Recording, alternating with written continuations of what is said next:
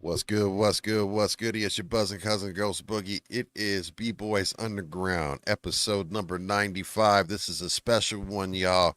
We've got the one and only BeatzShack in the house, all the way live from Romania, y'all. Hip hop is global. Hip hop is worldwide. Hip hop is alive and well. It is officially 9/9/2025. 2 p.m. in the great Rocky Mountains of USA. Shout out to all the international listeners. Let's get into a song. This one's called Keep It Real. Let's go.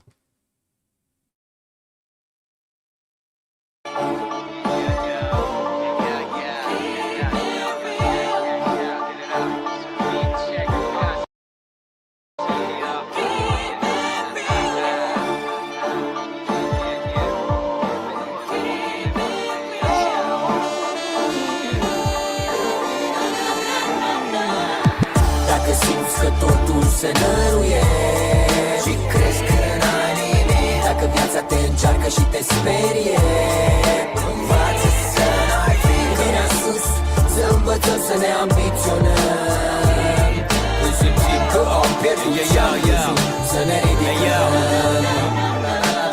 Plecat de mult din casa părintească, frații la fel, prin alte tărâmuri să crească. Într-un alt loc continuu să-mi florească, în drumul spre libertate pornind să-și construiască. Fiecare parte propria familie, departe de cartier, de părinți și-a lor atingere. Fără miros de vanilie, vacanțele la țară, iernile geroase, zăpadă până prin aprilie. Invidia, prostia, falsitatea și minciuna m-au făcut să văd cu alți ochi lumea. Crescând, umblând, învățând, nu mi-a fost tot una și am devenit mai responsabil cu ce al meu. Mama îmi spunea să construiesc o familie cu dragoste, să o cresc, să-mi pun problemele, să iert, să tăruiesc, să învăț din greșeli cât pot să nu urăsc, visul să mi-l împlinesc, să mulțumesc și să iubesc. Dacă simți că totul se năruie și crezi că n-ai nimic, dacă viața te încearcă și te sperie, învață să n-ai frică. Vine sus, să învățăm să ne ambiționăm. Când simțim că am pierdut și-am căzut, să ne ridicăm.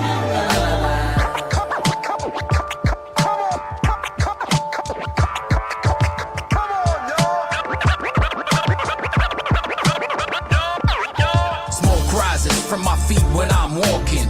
Shoes on, shoes off, shut up or start talking. I used to hang with the wrong crowd and I vow I'm riding with the best of the best now. First I was a kid dreaming the rock stages, before knowing what this hip-hop and rap game is. Wilding out, thinking I get all the fame, the flame burn out before owning my name. Then I back down, letting life take over. Got a job, dreams became like a hangover. Stopped thinking there was sun after the rain. Music was like, I'll never do that again. Then suddenly, like a mouthful of fresh water, it all came back after the birth of my first daughter. Worked hard, and at the end of the day I agree, what helped the most was people believing in me. Dacă simți că totul se năruie și crezi că n-ai nimic, dacă viața te încearcă și te sperie, învață să n-ai frică. Vine sus, să învățăm să ne ambiționăm. Când simțim că am pierdut și-am căzut, să ne ridicăm. Dacă simți că totul se năruie și crezi că n-ai nimic, dacă viața te încearcă și te sperie, învață să n-ai frică. Vine sus, să învățăm să ne ambiționăm. Când simțim că am pierdut și-am căzut, să ne ridicăm. Everyone must meet that moment of truth. Moment of truth.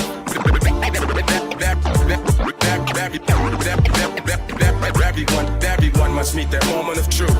Moment of truth. Moment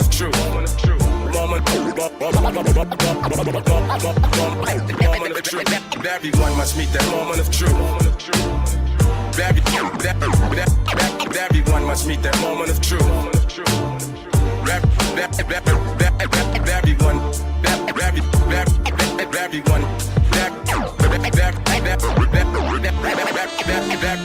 Everyone must meet that moment of truth.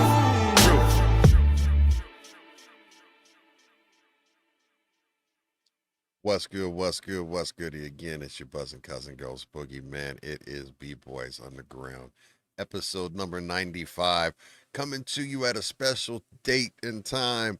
It's Tuesday. Yes, it is 2 p.m. in the afternoon on a Tuesday, but it's like 10 or 11 p.m. at night for the individual that we're getting ready to interview. We're getting ready to interview the one and only BeatzShack. He makes music. He was the second verse on that track that you just listened to. I can't wait to have this conversation. Sit back, relax, and grab your favorite plant, grab your favorite liquid, and let's enjoy this dope interview and talk about music. And what's beautiful about this is that hip hop is global, y'all. Hip hop has been around 50 plus years, and it has incorporated itself into every aspect and every strand of fabric in society across the world. Think about something that started out in the park in the early 70s, and now we're sitting here and having a conversation across the world about hip hop.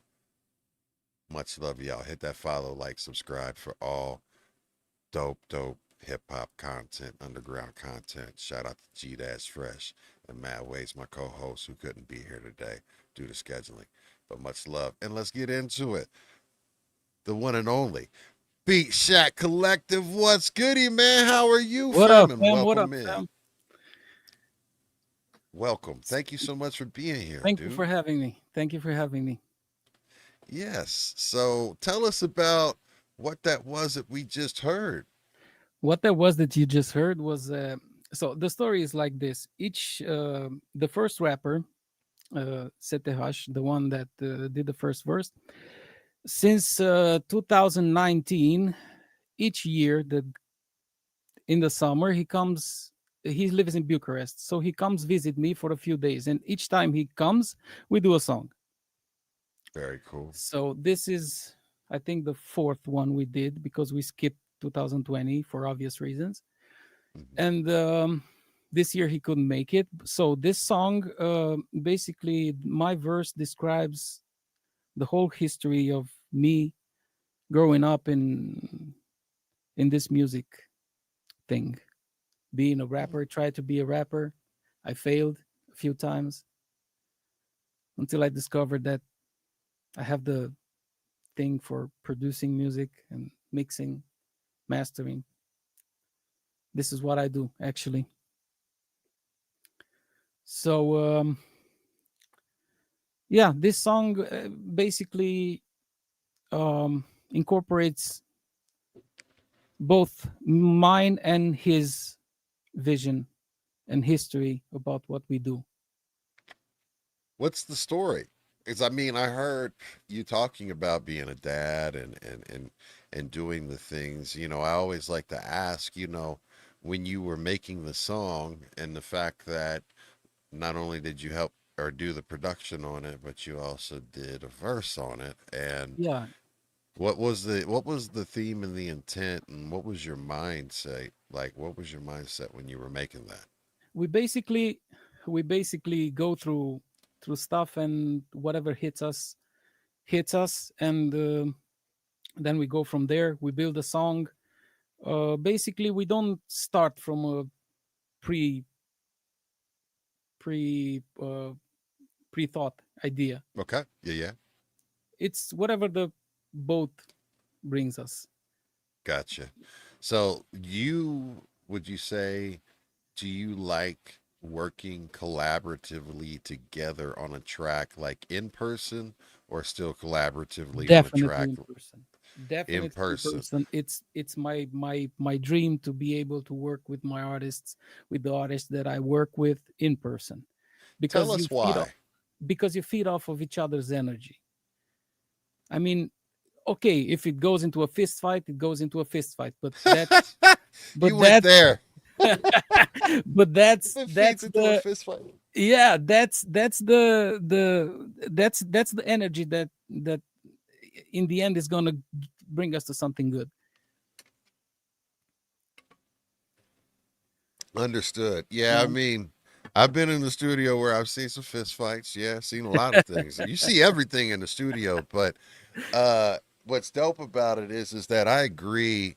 I have never worked in the era, like we were talking about this offline. The last time that I did anything engineering wise and production wise in the studio was like 98, 99, and that was when Pro Tools was just coming around, and mm, you had people were starting to use computers for recording instead of, but there was very much you were still using studio equipment, and still had a whole room. And now, I yes. mean, hell, you can make a track from an iPad, Well, my from a room phone. is 4 by 3, I think. It's Yeah. meters. It's small.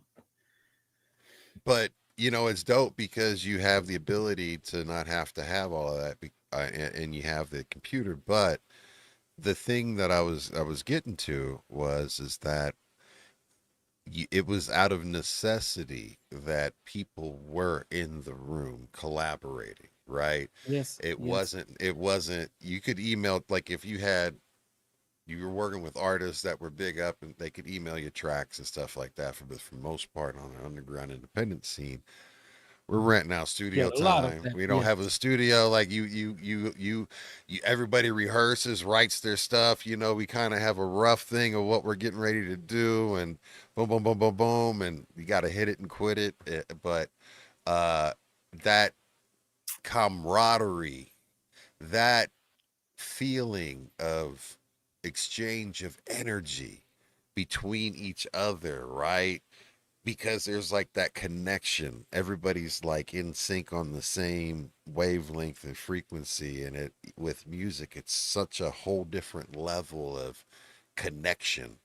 Like, as humans, that I couldn't imagine in this day and age having to do anything with music where I'm not in the room with someone working with them one on one. I am working in the modern era, so to speak, Yeah. but I'm still working like in the old days. I'm I'm working with Tyler. Tyler is on another planet. Super It's gifted, talented, beautiful individual. on Shout out on to an Tyler. yes, and imagine that we did all the work that we did over Yeah. the internet. We never met Yeah. in real life. We never met in real life. And this November, at the start of this November, he's gonna come by the studio, and he will spend, I think, a week with me and my family, and we're gonna create. Mm, I'm very curious to see what's gonna happen, because I have no idea what is gonna where it's gonna go. Yeah.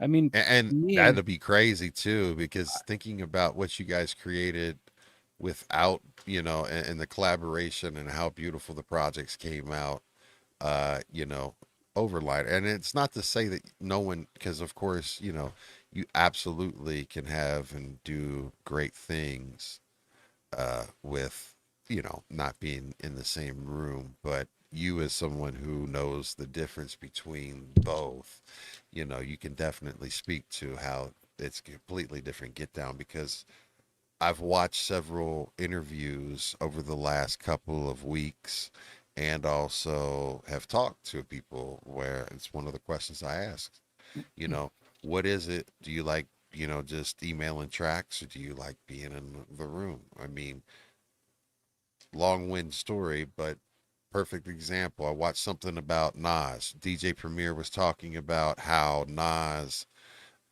especially when he was recording the early on sessions with Illmatic, right? yeah, Like every single Nas every single time that Nas went into the booth, he had at least a group of guys. He'd bring his whole entourage, and he'd pack them all in the room. And it was like he'd be trying to tell the guys that while he's spitting. And like Nas was the one that was like, nah, he needed people in he needed his people in the room with him, hyping him up, talking to him like he was when he's on the block Yeah, but spitting. that And happened that came, inside the booth. it Inside the happened. booth. Yes, and he talked about how it added all of the extra layers if you actually listened to it and made those tracks go, Mm. and they were so organic. And he was like, well, we just got to go with it, and it, like you said, it That's happened inside the booth. that's the thing I love about. Sorry if I No, interrupted you. please, I don't want to I don't want to talk anymore. Please. That's the thing. The, the thing I love about music is that you don't have to. You don't always have to make a plan. You don't always have to get a notebook and say, okay, today I'm gonna do this, and today I'm gonna do that, and this is the beat that I'm gonna do today. And no, I just dig for samples. Whatever hits me. I try different stuff. If it's working, it's working. Actually, beat making, uh it's not my prime, my first passion. What is your first passion? My first passion was always mixing.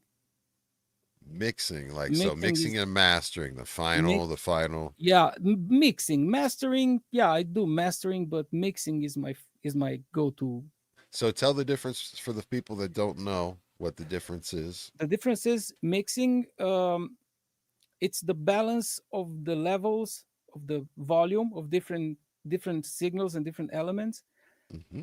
both in both in levels and in frequency.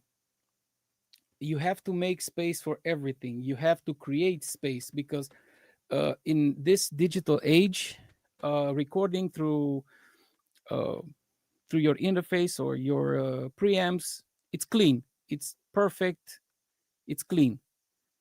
Thus is not human. Error is good. That's why we use distortion, we use saturation. Even if you can hear my voice now, it's going through some plugins. It's an LA2A, it's a Neve EQ, it's a saturator and a de-esser. So I was purposely distorting my vocals so it sounds better. Because also in school I studied a lot of psychoacoustics. Mm. Psychoacoustics is the science of tricking your brain. Meaning, Tell it. Yes. exactly. So the thing is, okay, so as I said, I can record my vocal digitally, which is very stale. It's perfect, thus is stale. So you have to put that vocal in a space, meaning you have to add. You don't have to do anything, but to put it in a space, you have, okay, your room, right? I'm sorry, I'm Hmm. jumping from one No, idea you're to another, great. Please but let's go. so you're in a room. Your voice naturally in the room creates reverberation and echo. So you automatically have to bring that in in your song, in your speech, Hmm. right? So again, even the different signals, the different instruments which are played inside that song, that beat, that whatever it is, has to be placed, has to have their own place. And you are doing that with frequency manipulation. Sorry if I'm mispronouncing that. You're And great. um, spaciousness, which is reverb and delay. My wife Gotcha. says hello from Romania. Hello from America. Yeah. So this is mixing. This is mixing, making the song, preparing the song um, for human hearing. Mhm. This is how I would describe mixing. So I will tell you, as a DJ, right, and as someone like who loved doing mixing in live environments, right, for live shows. Yeah. Uh, I absolutely agree. The mixing part and aspect of it, from my standpoint, was super addictive because, you know, at the end of the day, you are where the rubber meets the road. And what I mean by that term is you could have the most skilled musicians, the most beautifully piece of music, masterpiece of music, but if it's mixed like shit live or recorded, Otherwise, it's garbage, right? yeah. So it is the unseen dirty work that is actually one of the most important things, because as a DJ, or as a lover, and anyone that is a lover of music, I hate songs for the most part. Certain songs it works, but if it's just like where they're just crammed and compact and crunchy, I love songs that have all of this space and air and a Yes, sir. warmth. And so that's where I was taught how to mix. My teacher and my mentor was like, listen, if you can get this to sound like the stereo at home, like you can get that warmth and you can get that nice spread, that's what you want. He was like, look for that sound that you like. And that was that nice separation in air and nothing just overkilling everybody. You can hear everybody playing in The their thing is, pocket. yeah, exactly. The thing is, you need, okay, you have those instruments. Those instruments need to be heard. And if one instrument overtakes another, you have to you have to sculpt the fundamental frequencies of one into the other so they both can shine. So you can also place sounds, of course, left and right, right? Because you have panning, so left and right, which is basic, okay? But you can also play sounds front and back. Uh-huh. So think of it like this. Um, when there's a huge venue on a stadium, and you are, let's say 1 mile, right, from that, what are the frequencies that arrive at your ears? The low end. It's only the low end, because the highs and the mids are losing energy faster. And they're Imagine 30 directional. hertz. 30 hertz has almost 30 meters, 17 meters wavelength. So if you want to place a sound in the back, you have to filter out the high end. You have to reduce the stereo spectrum, and you have to add reverb, because that's how physics works, and this is how you place sounds in your song, front to back. Do the reverse, and you place the signal in front. The reverse of what I've said. Yeah, and you know what? So I gotta say, probably addictive for you is like being able to mix in 5.1, 7.1, because like my father and his friends, because again, I'm dating myself. I'm almost 50. I'm closer to 50 than I am 49 now. So, uh, what, but what I'm saying is like I remember them with quadraphonic stereos, right? So that was a big thing, and having records in I never had quadraphonic that. record. I never had that. I never had that system, but I But had you fun had one time. four channels. You had Yeah, your front left, right. You had your rear left, right. and And the like center. one of the songs that I remember that had a big impact on me, which we're getting ready to get into the first question on you, but like one of the first songs that I can remember as a kid that had me like enraptured, uh, when they tested out their quadraphonic stereo, they put on "Whole Lot of Love" by Led Zeppelin off a Led Zeppelin 2 album, and it was a quadraphonic album. When like during "Whole Lot of Love," during the orgasm part, it was that they have all of those sounds moving around the Mhm. room and everything, and I'm just a little guy, like I'm less than a year, You can do that maybe at a also. year.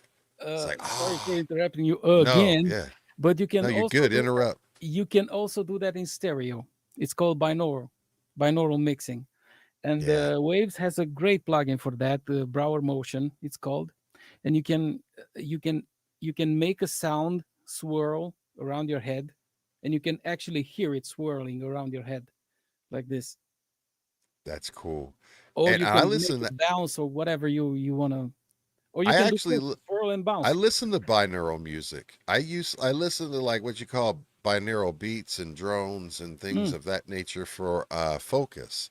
And like, when I'm stressed out or anything like that, or I want to meditate and like clear my mind, I listen to binaural stuff I just take because ashwagandha for it's. that. You do what? I take ashwagandha for that. Well, we just don't have that actually available, like Really? readily available over here. Nah. It's on Amazon. Ah, okay. All it's right. Let me check it's that out. it's very good. It's very good. Yeah, yeah, it's very good. I'll leave you a link A link with that. Hell yeah. or a name, and you can All look right. for it. I it always helps me clear my mind and focus and be present in everything I do. Yeah. Otherwise, I would go nuts. Yeah. But like that's cool, man. So tell me about, the question that we ask, and if you're new here to B Boys Underground, thank you so much for being here. Welcome in. Thank you for having We me. Hey, look, thank you for being here and agreeing to do this at this late time of time night for you. But what we always ask folks here is, what is your first memory that you have associated with hip hop? And again, I want you to put me in the room, put me in the environment, let me know the smells, what's going on. Like, put us in the room with us. Go back in your mind and think about it and tell us what it was like. My first memory is actually not related to hip hop, but to German techno. I used Okay. to I used to listen to a lot of German techno back in '90s when I was 14, 15, and I was doing that Who was spray your favorite artist back thing. then? Or was Two there an Unlimited, artist? Hardaway, uh, so many. Real McCoy, Yeah. the uh, Labouche. Oh my Okay. God, there were so many. DJ Bobo. So I LaBouche was, was the one that was really big and yeah, popular over here. yeah, yeah. Really? Yeah, I mean, yeah, I was not into any type of electronic music. I was more so into, of course, hip hop, funk, old school like jazz, R&B, and then rock.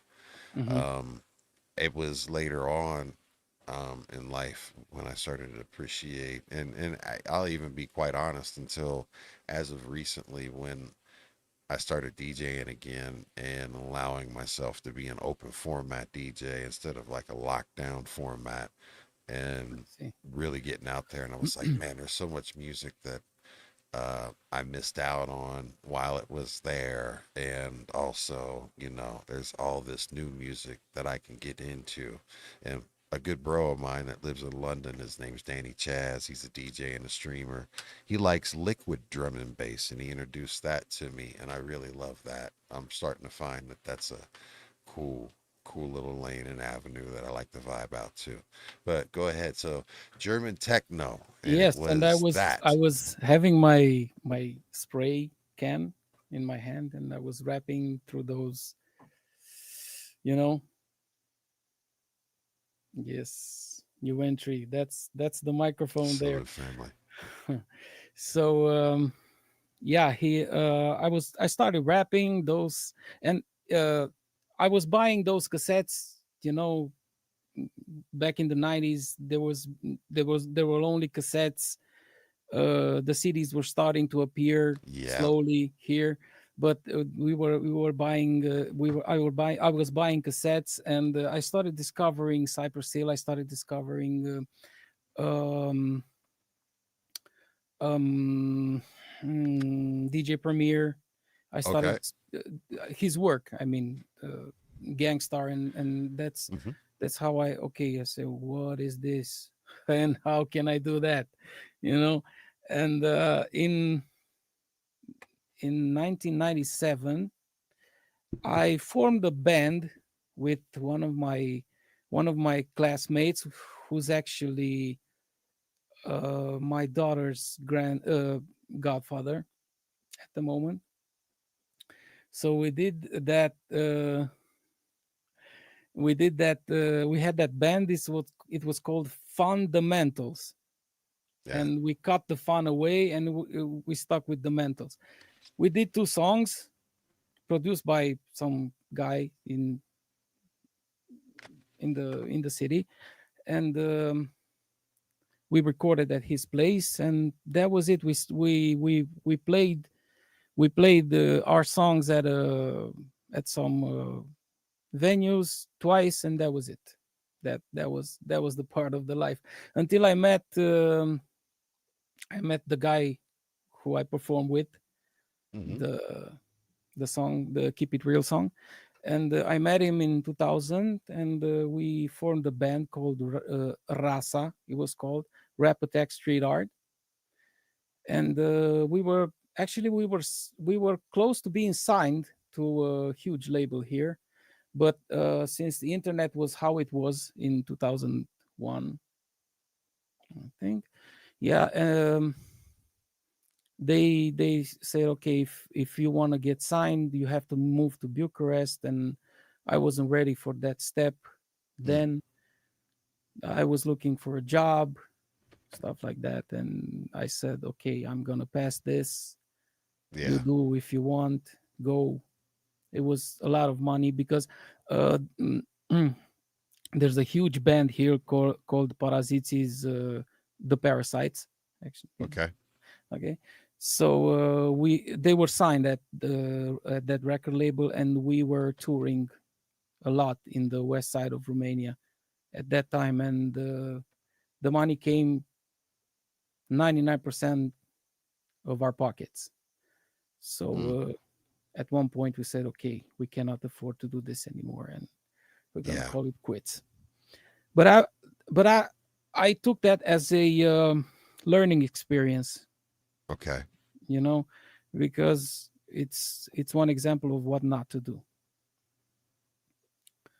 And I learned how to use FL Studio, which was called Fruity Loops back then, Hmm. and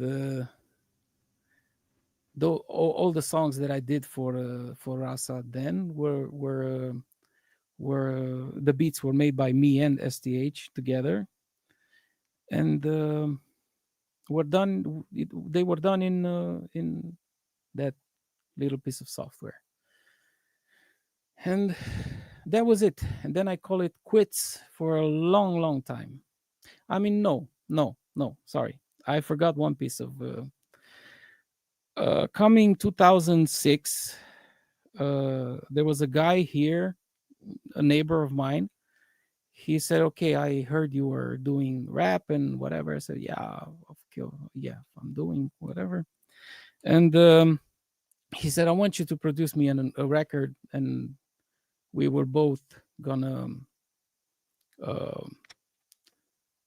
gonna work on it. And okay, he also wanted to learn how to rap better, and I taught him a little bit. And from 2006 and 2008 we did a record. I'm sorry, I don't have the material anymore. I don't know where it is. We were doing it I in don't the have any of studio. the original material I did either. I think I just found some tapes and remember old ADATs, the VCR Yeah, tapes. yeah, yeah, I found a couple of those and was like, man, I wish I had an ADAT player. yeah. I don't have the CD anymore, and the songs I cannot find on the internet anywhere. Yeah. So, but what was beautiful about that mm, part of the journey is that um, every time we were working on a Hmm. song, there were at least 10 people in the studio every time. So imagine the energy there. A lot of smoke. Just hanging out. Yeah, I was gonna say, like, were they just there to vibe out, or were they uh, helping in any No, just manner? yeah, helping. Yes, because one of them was the guy who built everything, so Okay. he was always welcome there. One and the others were just friends, being happy to be there with us. But they were all very docile. I mean, if they needed to shut up, they shut up. If they needed to Yeah, talk, because that they was that shh. yeah, Remember, shut up. We're no one recording. No one better call for sneeze or do anything or move during Oh, this verse. we had a booth. We had a booth. Surprisingly, we were building a booth, and Yeah, it was very very tight, and not much sound was escaping or going in. I got you. But the gear that we used, I mean, oh my god, some uh, imagine that we ran the microphone through a creative sound blaster card, but we did some strange routing in a small Behringer mixer, which at the time we had no idea what an interface is. I had no idea what I was doing. Trust me, I had no clue what I was doing. I was just riding the wave, see Yeah. where it takes me. Imagine I would do a pattern in FL Studio and then export everything, import each wave file in SoundForge, if you remember that piece of Yes, software. sir. Absolutely. EQ it, compress it, whatever. I had no idea what I was doing, and then export everything from SoundForge and import everything in a Sony Acid 7. That's where Acid. Oh man, I had it because remember when I was telling you all my history with website and everything, I had to yeah do sound production and I did do that and doing like soundtracks. The yeah, so I mean I did all of man, what you saying is this bringing back memories. I forgot about this. I bet you had a bunch of zip drives and jazz drives. Did you have the jazz drives and everything like that? we had HDD. Oh, the HDDs. Yeah, gotcha. Yes, Yeah. we had those, and um but it was crazy.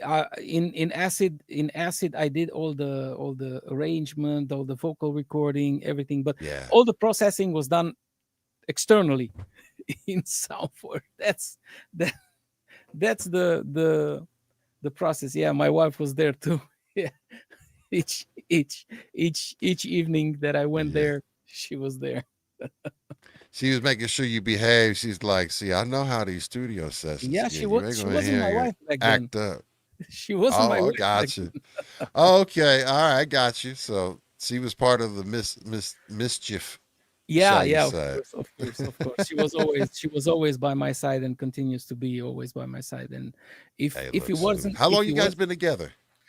2006 actually. Ah, you know what? That's awesome, man. Because you know what? That means 19 years, and then so uh August 26th, and this is kind of the first B-Boys back, one of the first B-Boys back since I had my anniversary with my wife. We celebrated 19 years of marriage, and we celebrated it with the Congratulations. with the homies at Cypress Hill. We got to go backstage, do a meet and greet, and then we were like right front row with and for the whole festival. We saw uh, Far Side, Loopy Fiasco, Atmosphere, and of course Cypress Hill. So yeah.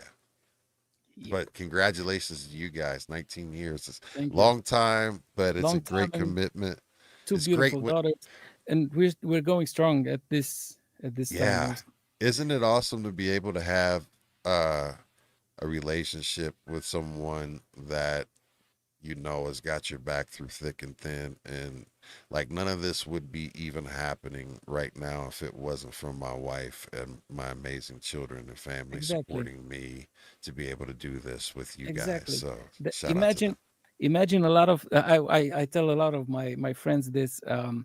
Imagine, okay, a lot of my friends hide from their wives that they buy stuff and for the studio, and I said, okay, Oh, what are you talking about? What do you mean? hear it hear it how it goes. Hear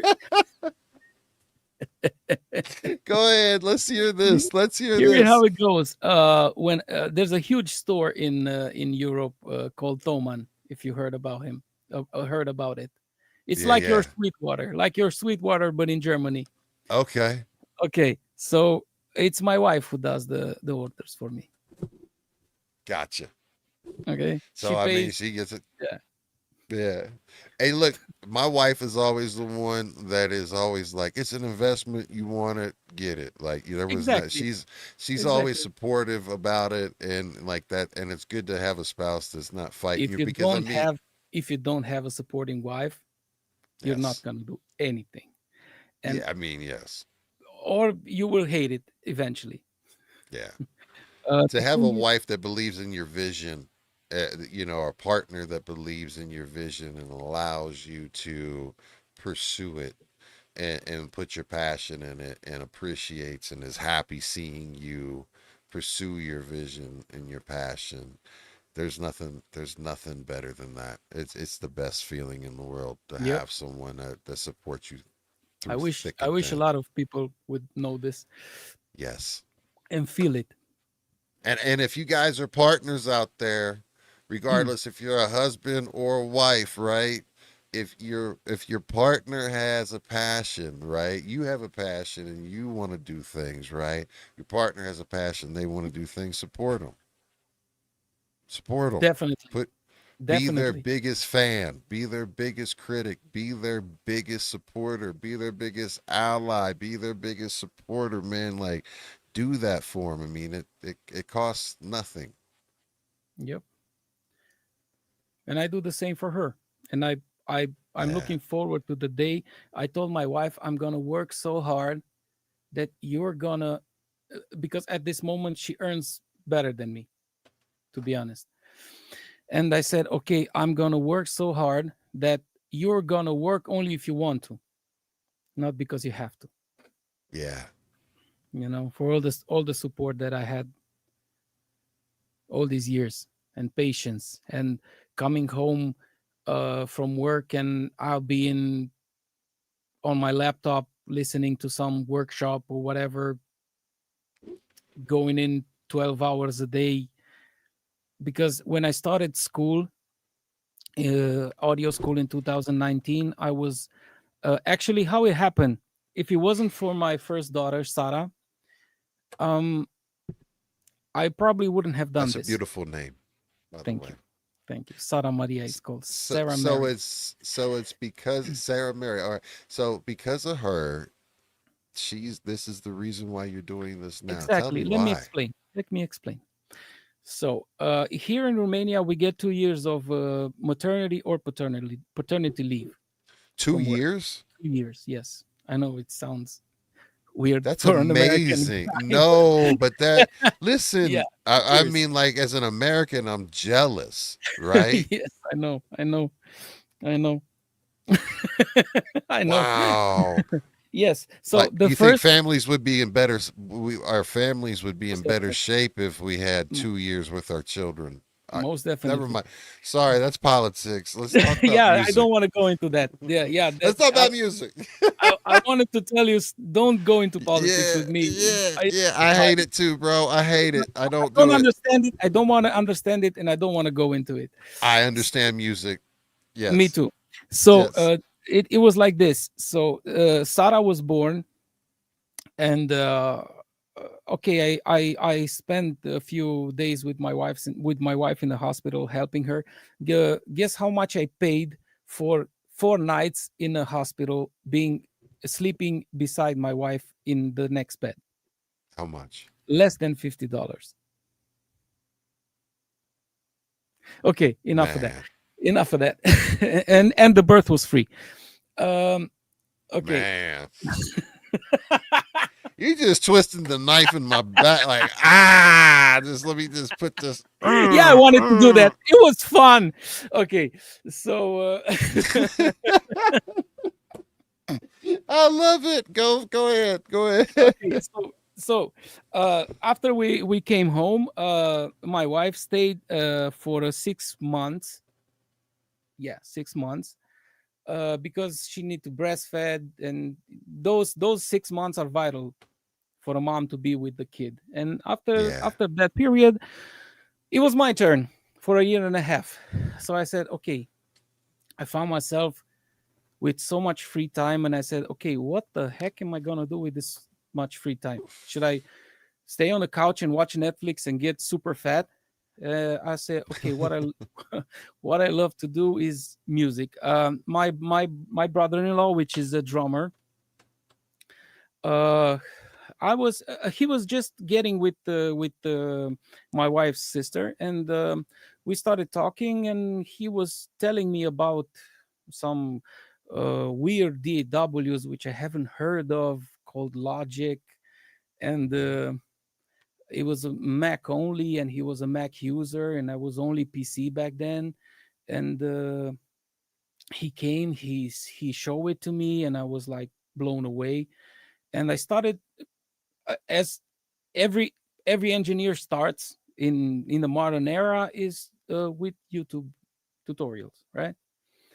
And so I was watching, I was mesmerizing. I started mesmerized. I started to understand stuff. I started to ask questions, and at one point I realized that some people on YouTube were saying always do this, and some people were saying never do this, talking about the same thing.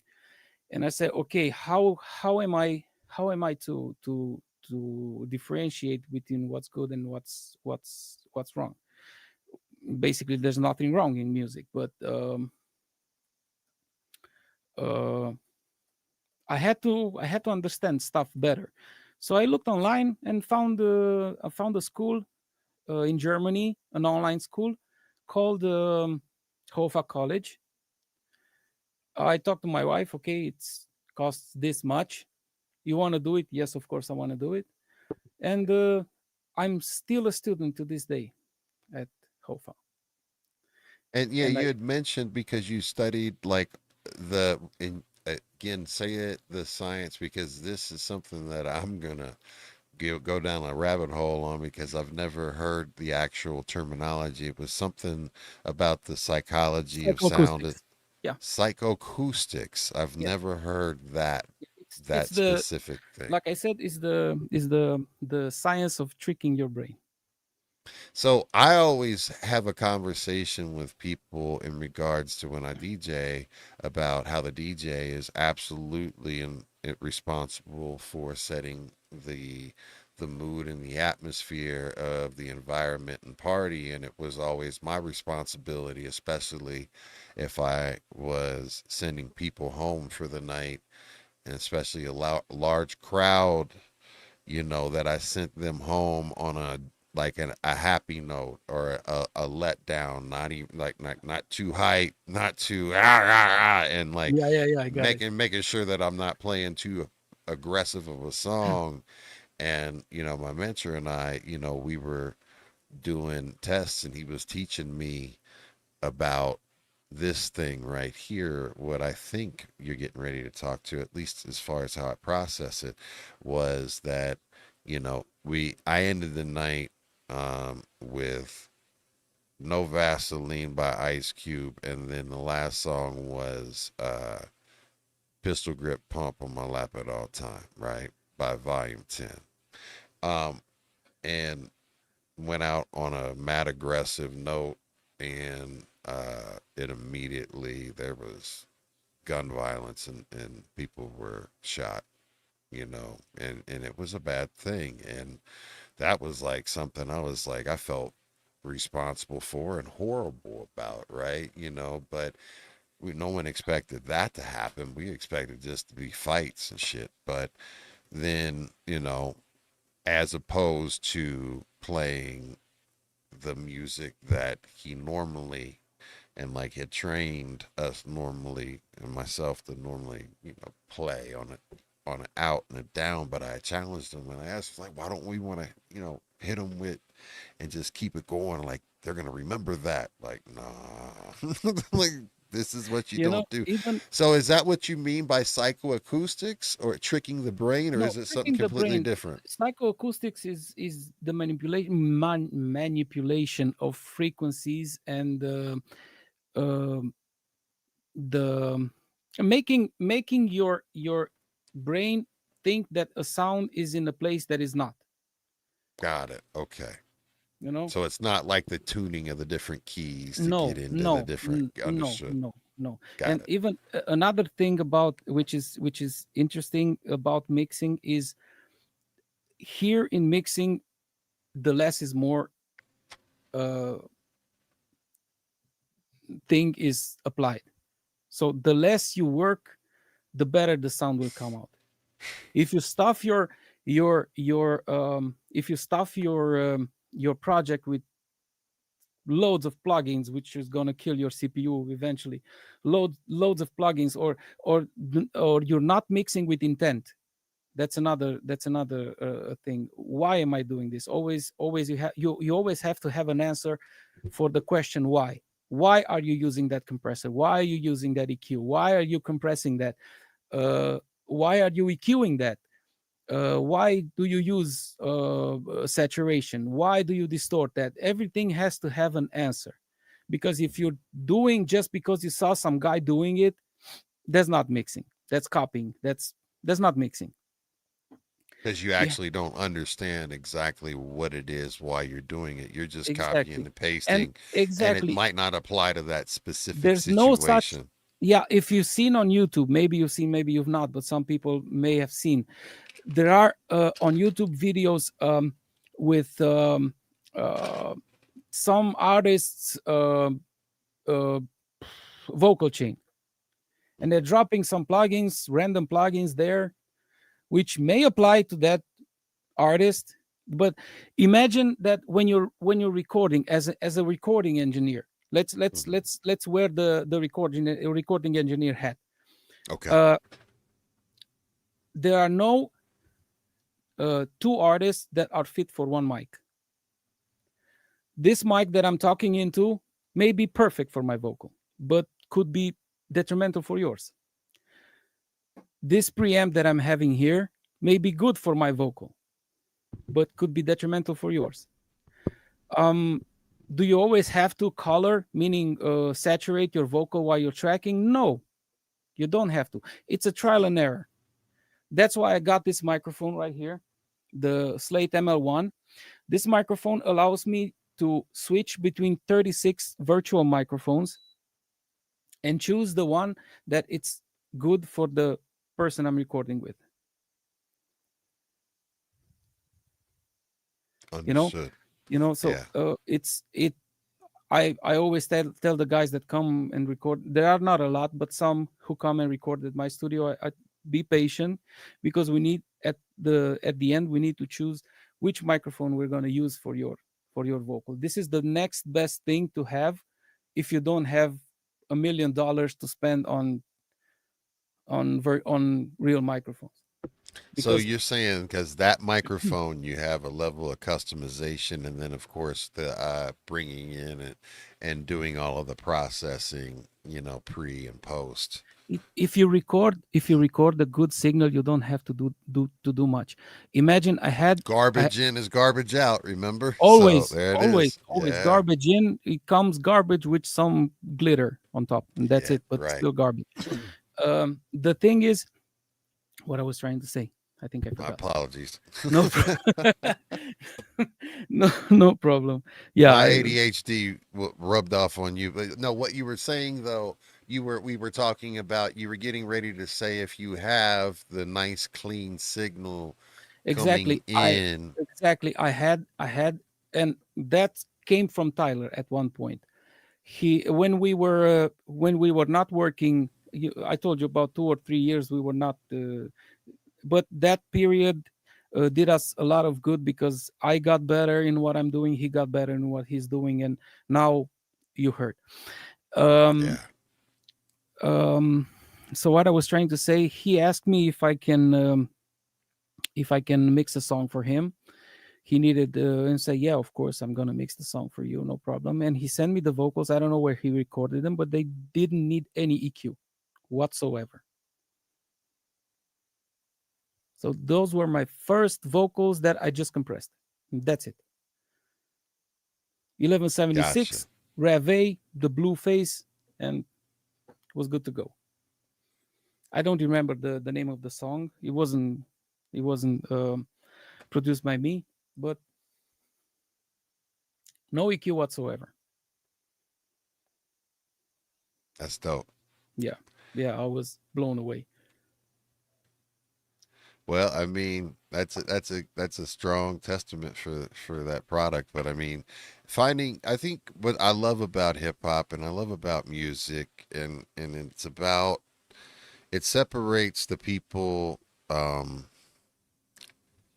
that actually do from the people that want to do, because if you actually want to do it, you're not going to find excuses on, well, I don't have this, so I can't do it. No, it's like, all right, I want that and I know that I need that, but what do I have right now that can actually, and what can I do with what I have right now? Or all right, what's my budget and what can I afford that can get done what I need to get done until I can get You to don't the need a lot place? to Yeah. be a mixer. To be a mixer, you don't need a lot. You need a laptop or a Mac Mini or whatever PC you have, Hmm. some good speakers, a good room.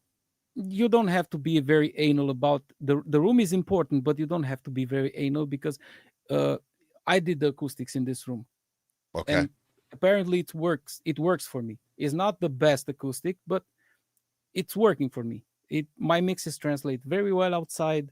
I learned to deal with the problems in this room.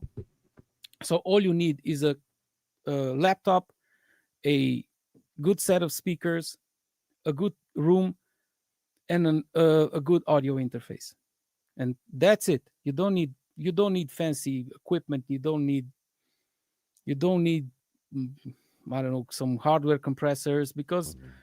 in my opinion, hardware at this point in 2025, it's a matter of choice. If you want to use hardware, use hardware. If you want to use plugins. If you can afford hardware, use it, but it's just a matter of taste, you know. Yeah. Because you say, I heard people discussing about hardware is better. Okay, could be, but it's a different flavor. I mean, the components in an let's take a classic 1176 by UAD, right? Hmm. uh the the fat compressor, uh those components will never be the same. There will be slight differences between this unit and this unit. Even if it's the same 1176, two units, they're not going to sound the same, because the components are not 100% the same. So it's a matter of taste. That's what I'm trying to say. It's a matter of taste, because I have. I'm ashamed to say what I have, so Okay, I have I got a say good old fashioned Scarlet, two in, Scarlet, two out. two in, two Yeah, out. Yeah, I yeah. I also have a Scarlet, by the way. I have a 18920 generation 3. This is a Gen 3 or Gen 4, I think. I don't know which, but yeah, it gets the job done, and it's been working for the last 4 years, four and a Bro, half, 5 years. Yeah, if it does the job, it does the job. It doesn't matter what it is. It's good. exactly. In 2025, you cannot find a bad interface. There's no such thing as bad interface. Every Tyler, you know what Tyler records on? What's that? An Orient ID 14. Understood. It's a That's box this small, this small, a yeah, box this small. But yeah. It okay, he also bought. I told him to buy Warm Audio 73. If you know the preamp, it's a okay. copy of 1073, the famous Neve preamp, Hmm. and now he runs the preamp through the interface, and he uses the interface as a converter only, an Understood. ADDA converter. That's it. But it works. All the if that was not present in the chain, I wouldn't complain, because the preamp in those interfaces are pristine, clean and pristine. That's dope.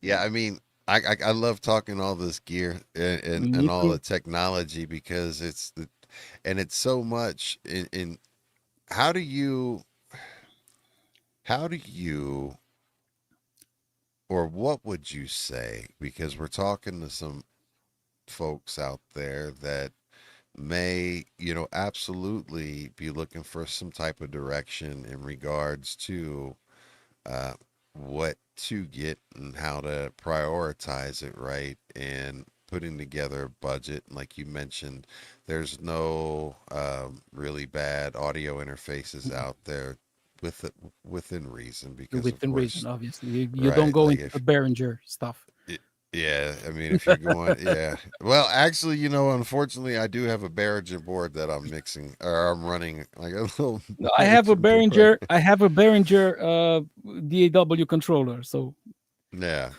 So I mean, you do what you make, what you get. But if when I can upgrade it, I will. But hey, it's I love I love the fact that you know, what would you say again? Because you mentioned if you had the budget for going and getting the pieces of hardware, and like if you wanted an MPC or a specific keyboard, and I all of have an these Ableton push. effects, and I have an you have Ableton push. So yeah. But that's how how I do you mix my say music. focus on? What would you focus on? And what is it that you would say, or any advice that you could say or give to any type of artist that's entering in wanting to make their own music? If you want to make your own music, then all you have to do is buy an interface. That's vital. That's like the equivalent of the mixing boards in the 90s, 80s, and 90s. So get that. You don't have to spend a lot. An ID14, Audient ID14, it's amazing. The SSL things are amazing. The SSL 2 and 2 Plus are great and amazing. You don't need preamps, and they're quite cheap. Go for a microphone that you can test, or get into the Slate uh, environment, because their microphones are the thing that you can flip between microphones is amazing. And you can even now you can even put together two microphones. If you like the top end of one and the low end of another, put them together, record through that.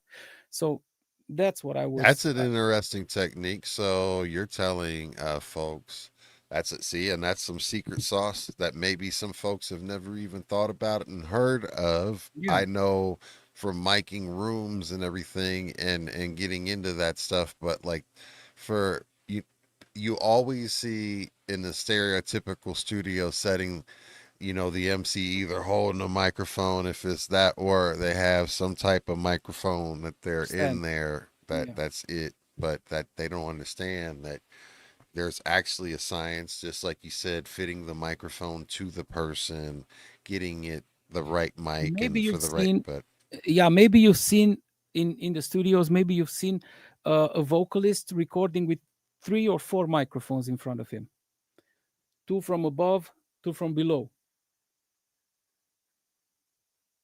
I don't know if you've uh, seen that.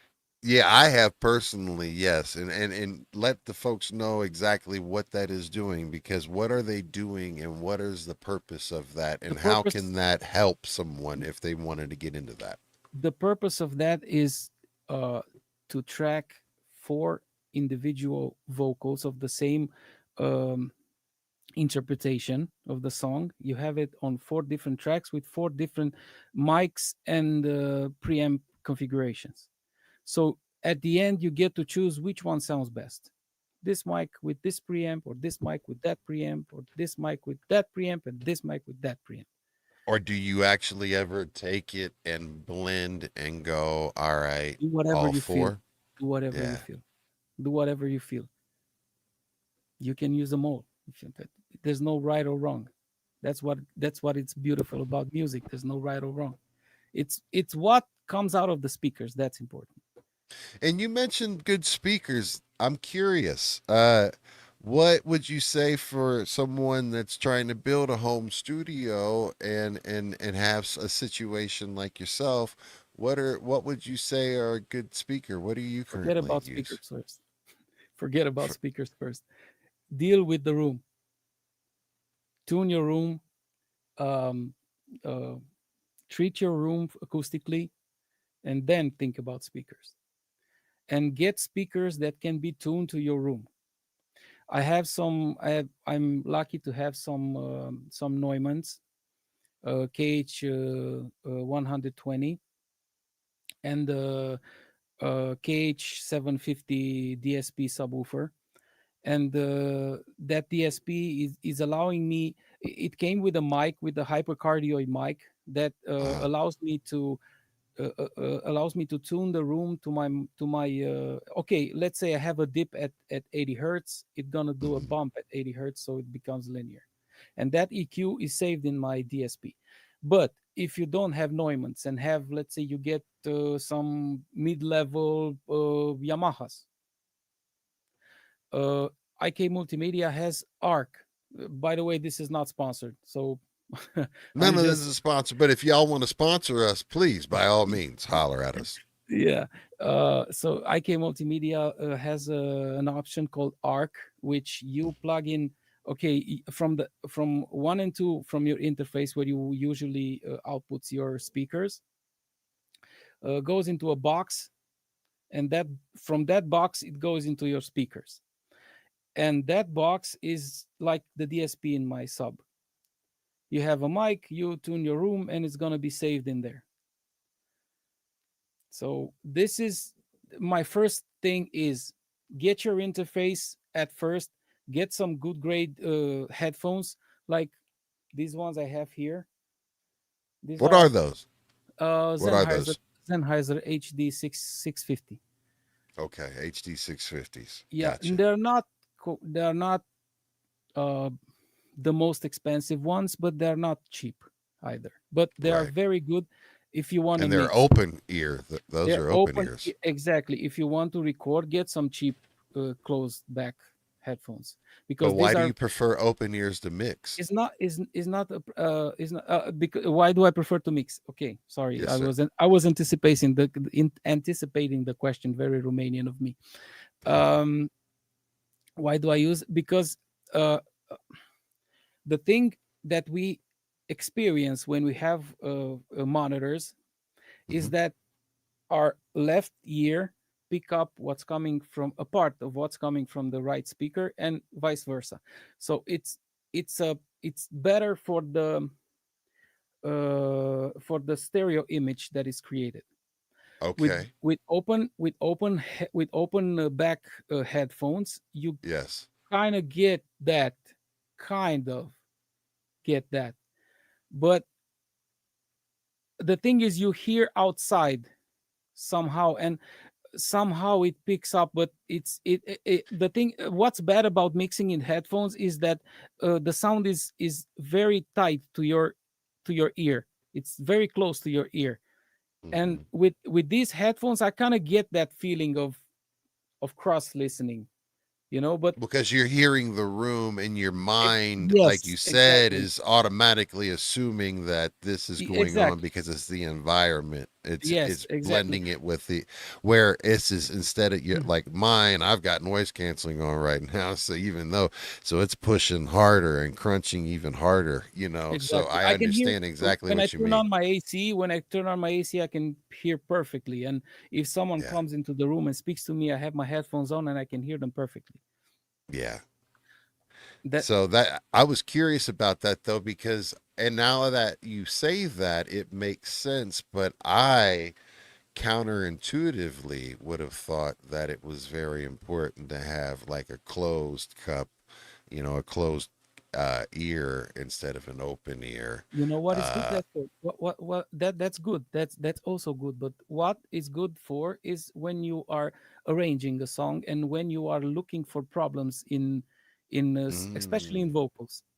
okay, You hear the clicks and pops and the error stuff better, so you can fix them.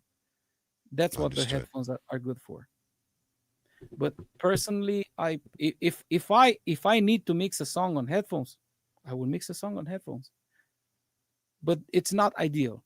But if you don't have the possibility to acoustically treat your room, then don't go for speakers. Even the most expensive speakers will sound like shit in the room like that, in an Wow. untreated So room. so that's really important for folks to know, and that is true because I mean we've all been in situations where, like, if you do sound live, you get to a room and you're like, oh my God, high ceilings, hardwood floors, or like concrete floors, tile floors, and everything just sounds bouncing around. Mm. There's no way to control it, No. and you tightened it up. So when you were treating your room, was there a method to your madness as far as how you were treating your room and what Yeah, you were doing and yeah, applying it where? yeah. There's a I watched a bunch of stuff, things that I didn't see in school, but I read a few books about that, and what I got basically from that is you treat your first reflection. I Okay. mean, the direct sound is the sound that comes from the speaker, and the first reflection is gonna be where, and you have to see basically where it hits, and then you have to put a panel there. So the first reflection doesn't come back to you, or it's get deflected. And of course, for the corners, the bass straps, that's vital, and you have to have very thick bass straps, so you don't get because those need to be absorbed really fast, because otherwise they're gonna be mods in your room. Yeah. uh, the bass frequencies having a wavelength so long, they're gonna bounce back and forth, and there's gonna be uh, what do you call that, a drape of Yep. bass in your room. Yep. I And was if you, getting ready to say a blanket, a but blanket, exactly. yeah. And yeah, and Yeah. if you don't resolve that fast, that's gonna come and bite you in the ass. But the first thing, yeah, it's the first thing when you start, it's interface, good microphone that's fit for your vocal, and headphones, and then think about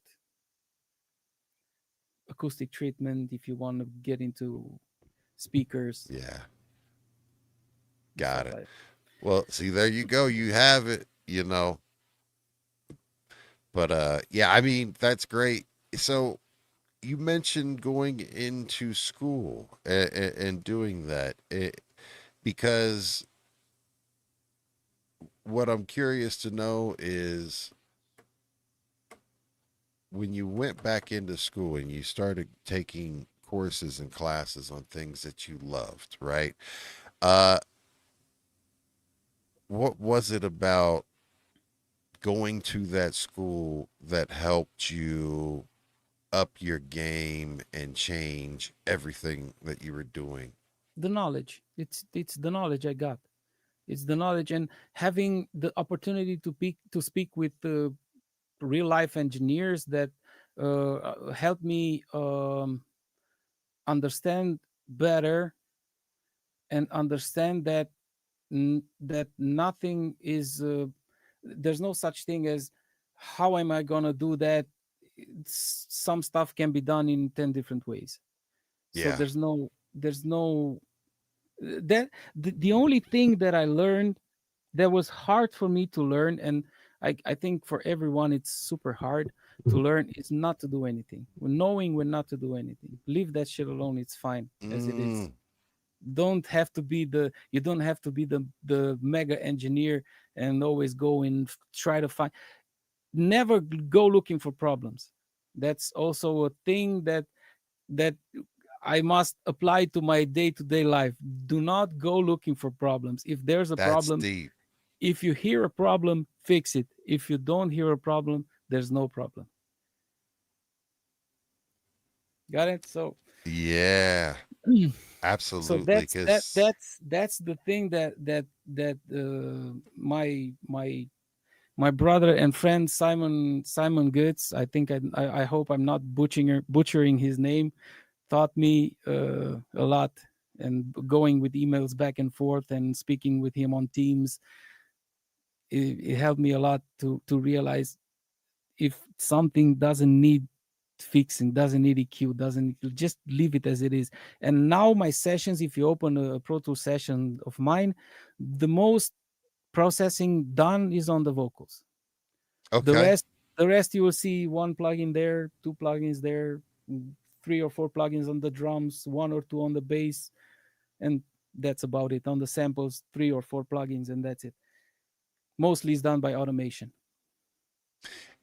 Now, you mentioned automation, and this was something that you mentioned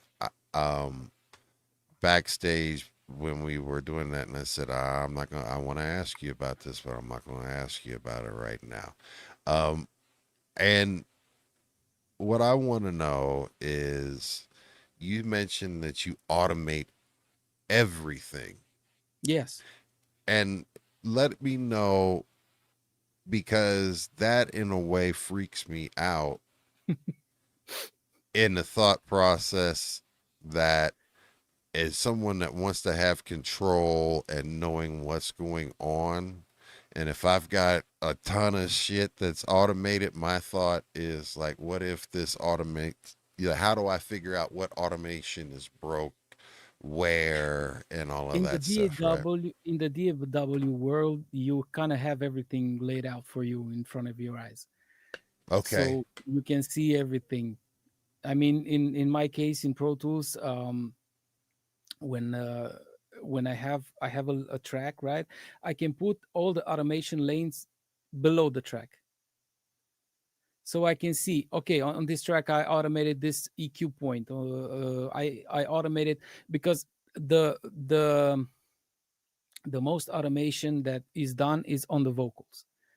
Maybe you've heard about writing the vocals, Yes. because Oh, I had to, as a live audio engineer. That was my job, was to ride the vocals and yell at the vocalist, "Eat the damn mic!" Like I would be yelling at them all the time. because they are sending me tracks, right, and I'm mixing, and at the end, when I play the mix and I hear, okay, this word is lost here, and this part here needs a little bit more presence, and this part here is too loud, maybe I shouldn't so it's volume writing automation. And I happen to Ah, have the necessity to let's say I had a boost at 2000 hertz, uh-huh. for the intelligibility of the vocal, so it can understand better what it's saying. And Yes, sir. at some points I needed that EQ point to go 1 dB higher, because I kind of lost that vocal there, and it wasn't a volume thing, it was an EQ thing. So I I automate everything, but everything is laid out in front of me, so I know on each track where I'm not lost. I'm never lost in my sessions. Understood. Well, I mean, you set it all up, and you have, you understand your thought process, your workflow, your signal flow, everything is routing. You understand every single part of your engine, because you Yeah, of built your course. engine from the ground up, Yeah.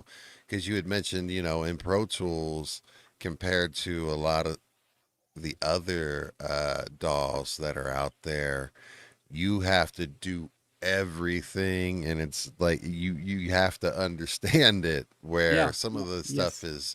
is a little bit easier accessible for beginners, Yes. right? But on the other It's, hand, learning audio engineering and learning mixing in Pro Tools, and I guess that's why it's still taught in schools, is like learning to drive on an old beat up car. yes sir. And if you get your hands on a newer, shinier car that does stuff for you, you have that I don't I'm not a very good car connoisseur, but I know all the new cars have steering aid, and I don't know how is it called, for the ice thing that you don't see Yeah, it. like yeah, Yeah. anti traction So control. Yeah, exactly that I told you I don't know cars very well. I So got you though, I got you.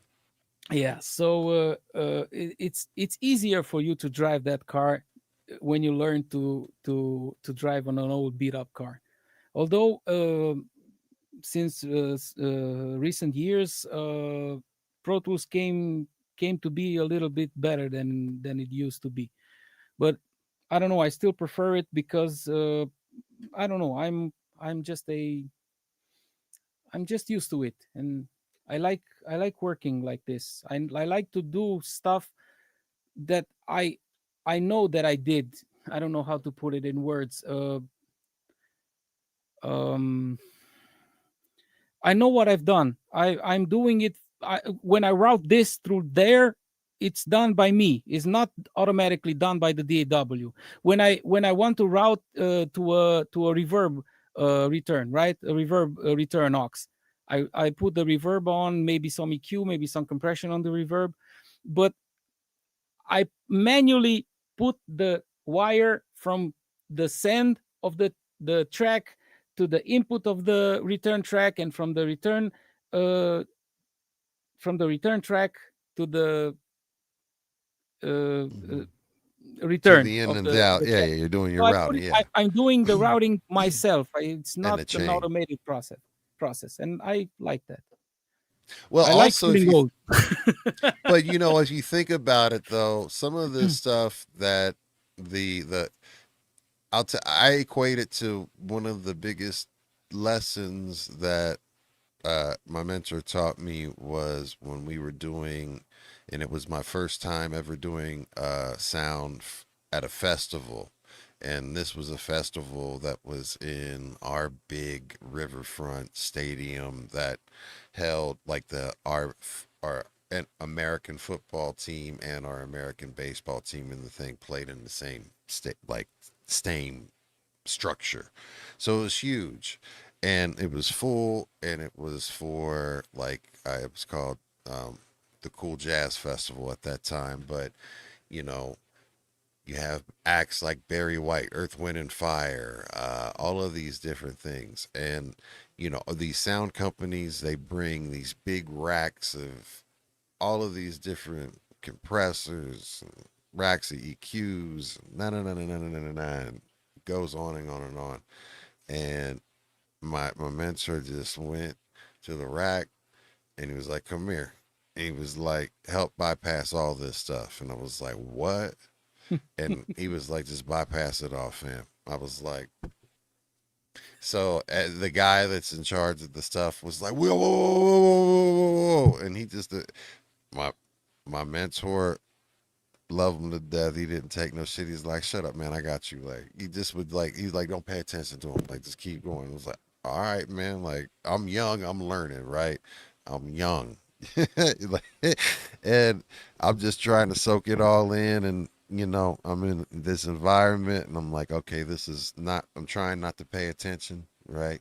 To the, right. And I'm like, all right, but knowing that, like you said, the less is more. And he was like, I don't need this shit, but all of this shit is causing stuff to my signal that I don't know. I'm bringing in I'm bringing the EQs in. I'm bringing a compressed, I know what I'm doing. I know Exactly. what I'm I'm in controlling. control. I don't, I know I'm tuning this in, but I don't need all of this other stuff in the line, Exactly. adding all of this other shit and it's doing stuff that I don't know about for me. And it was controlling, because they were keeping us from, and keeping the other sound engineers from being able to access. They're putting safety limits on their subs and their speakers and shit. It's like, well, we know what we're doing. We're not going to push your shit too hard. And there was a difference. There was a difference between, he was like, now watch, listen to the other sound guys. And their stuff was all crunched together. And our stuff, when we were mixing, was completely separated and had the air like you were talking about before. So it's the less is more in being able to control and doing it yourself, instead of coming Yes. into an environment where it's already doing things for you And I and always giving you a little bit of control. Yes, and I always start my mixing from the top down, meaning I'm starting from the mix bus. I import the tracks. I import all the tracks in. Uh, I'm Gain staging is really important, so you don't blow your converter.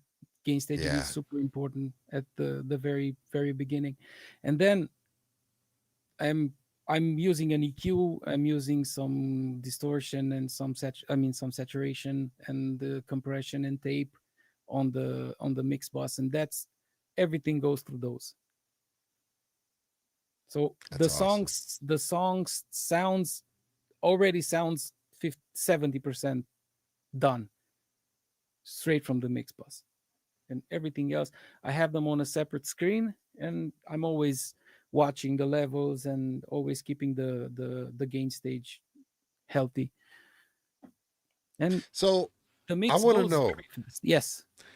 I want to know this because, like, you have a wealth of knowledge in regards to, it's clear we've talked an hour and a half about this, and like it's not even Not even been but scratch the like five surface. minutes. Yeah, not even scratch the surface, but it is something that you're absolutely extremely passionate about, and it is one of, like we said, the most critical pieces of the puzzle because again, if you could have the best song, best beat, best 16, have you're talking about hip hop, whatever it is, if this man doesn't do his magic, You know how you it is aren't with gonna best. have it. You know how it is with best. If you give me a computer and a headphone and DAW and the DAW and some plugins, I will strive to be the best mixer with those plugins and stuff you give me. So And listen, it doesn't really matter. You you want, get yeah, statements like this, man, best yes, producer in the yes. world. This Like, is my look at friend from that. Germany. Shout out to Manuel. Yes, he's a very good guy, very very cool guy. I love him to death. So and he's actually one of my best supporters from the beginning. We Well, only shout met out to once. them.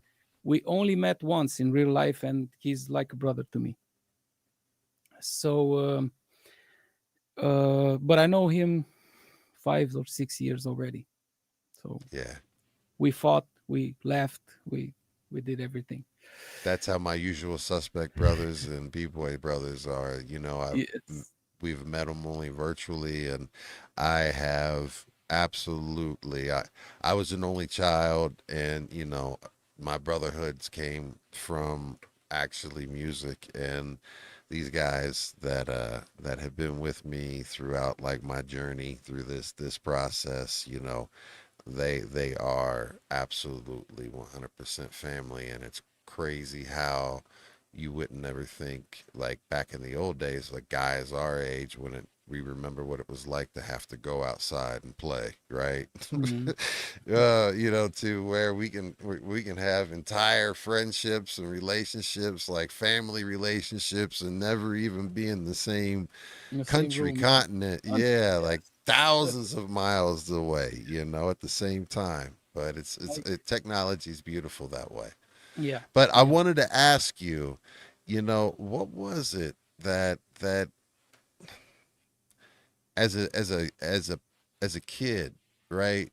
And as an adult, what is it about this part of the artistic process that speaks to your soul? Like, what is it that you find? Like, what is it that makes you comfortable? Because doing this for me, this is kind of self therapy and giving me a feeling of self purpose, and it makes me feel like I'm doing what my purpose is in the universe somehow, some way, whatever it is, or it's getting me to that place where it's putting me in position to do what I'm here to do. And DJing and all of that stuff, right? What is it that about this that just makes you have the passion that we can hear, and makes you have the thirst for knowledge? This had to have been something since an early, like as a youth, right?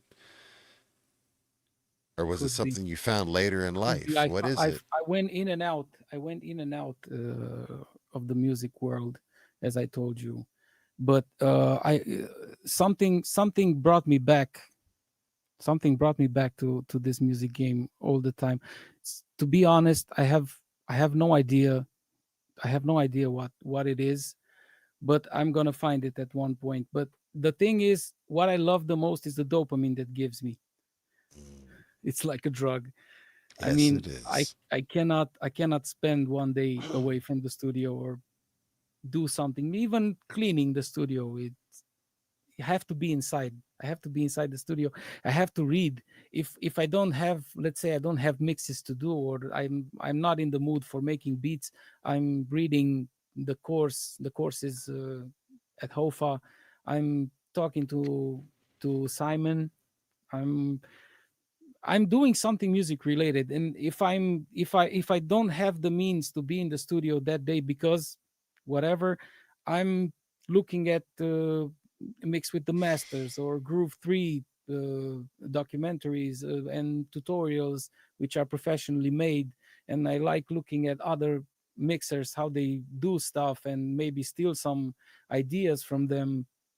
It's I don't know, it's maybe in my genes, because like I told you, my family, my mother and my father, both of them were dancers, folk dancers, and they played instruments.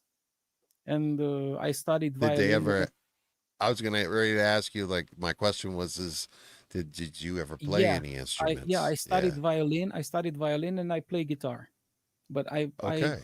I'm not very good at violin, but I play guitar. Oh, we're Yeah. going to TH concerts.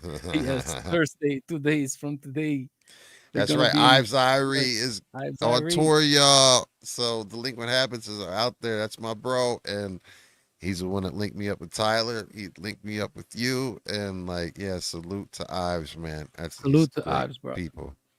Yes, man. My brother from another mother, also. He's an angel, man. He's a special Yes, person. He's a yes, special yes. human, and There's nothing bad that can be said about that guy. nothing. Nothing. Nothing. He's a beautiful, beautiful soul, and I'm very blessed and fortunate that we were able to cross paths. So Me too. Me too. yeah, And thanks to my manager. yeah, He salute. wasn't Marcus wasn't my manager back then, but we were friends going 20 plus years back, and we know each other very well. And at one point it was, I think, what time is it now? Almost 1 a.m. But something around this time he called me and said, bro, can you make me a beat? Okay, I'm gonna pay you. No need for pay, just tell me what you need the beat for. And he told me, I want to gift it to Ives Irie because I went to a show. He said, I went to his show in Budapest, and I got to meet him and talk to him, and I promised him a beat. Okay, so it's no fucking problem. Of course, I'm gonna do it. Hell So yeah. I went into fuck sleep. I went into the studio and fired up all my gear, and half an hour later, I came up with the beat, and I sent it to him, and took my mind away from it. And a few days later, he's writing me, bro, he loves it. He loves it. Oh my god, he loves it. It's- he likes the beat. He's gonna do a song or whatever. And then I contacted Ives, and the rest is history. We talked, and we got to be very close, and we got to work together and still doing things together. Yeah. And Yep. I can't wait for the songs that we're gonna do together, bro. It's gonna be I've heard previews of them, man, and all I can say is, man, as I'm DJing, I'm like, man, I wish I could just go ahead and just throw this in right now. Just let me just throw this in right now, but no, I can't. Like that's it. yeah, I know it's There's a in my rule. There's a rule. I will not cross. Never, not never, not never. Like not never. But again, I'm like, oh, these are so good. I can't wait to play this. I was like, this album that's can't wait for coming the out. album to come out. Oh my God, you guys are in for a treat. It is such a great album. And let's talk about this because we haven't touched on it, man. Like you making beats, right? Like what was it in regards to making beats that make like what who would you say, is there anyone that inspired you or anything specific that made you want to, you study and play violin, you play the guitar, to be like, all right, I want to make some hip hop beats, I want to I want to do this, and I'm gonna put this sound down the way that you do. The most inspiring for me was DJ Muggs and DJ Premier, hands down, Two, oh man, hands down. man, hands. What is it about those two that is special to I you? don't know the sounds, the way they manipulate the sound, the drums, especially on DJ Premier's stuff is the drums, and still to this day, I want my kick to hit you in the chest and the snare to slap your face. So this is my go-to things You that I like that need. quality boom bap? That Yes, yes, the old school boom bap, the bass and the magnitude of the bass and the slapping of the mids. Everything needs to slap too. You know. I love it because it's the rhythm, it's the drive, it's that thump, it's the you know Yes. what I mean? It's that war chant almost. You know what I mean? It's just you've got to feel it. And when I mix, again, shout out to my mentor. When we would do it, we would we would label our drums and our bass, our low end. We label them shoes. Like on our bus, it's the Yes. shoes because it's Yes, the giddy up. You know what I mean? It's just, because the low end in any genre doesn't matter which genre is the low end. Ima- classical. Imagine the low end as the foundation of your house. If the Yes, foundation is not solid, everything else will crumble. it's your So ground. yes, if you hit that low end the way it's supposed to hit, everything else is built easily. Easily. So I have to question then. So, when you think about it's a trend now, and Alchemist is the one that's kind of the most famous for doing it, which is a disciple of Muggs, right? Um, you would say he there's a lot of songs in hip hop nowadays where there's no drums.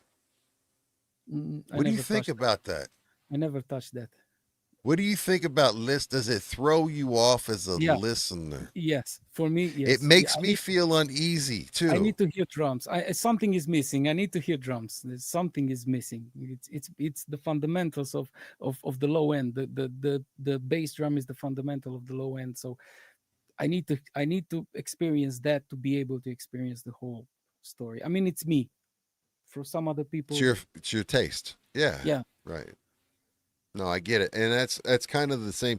It's the reason why I asked you that question was because I feel the same way in regards when I hear those songs because I'm like, man, I really do like the composure. I like the structure, but it just doesn't have the yeah. I For feel me, like I'm on the edge of my seat the entire time exactly, waiting for exactly. something to kick. Like it's gonna drop right uh, and you're just doing that the whole time, and it's like I It's don't like feel it's like satisfied. it's like you pay for an hour and you get 50 minutes.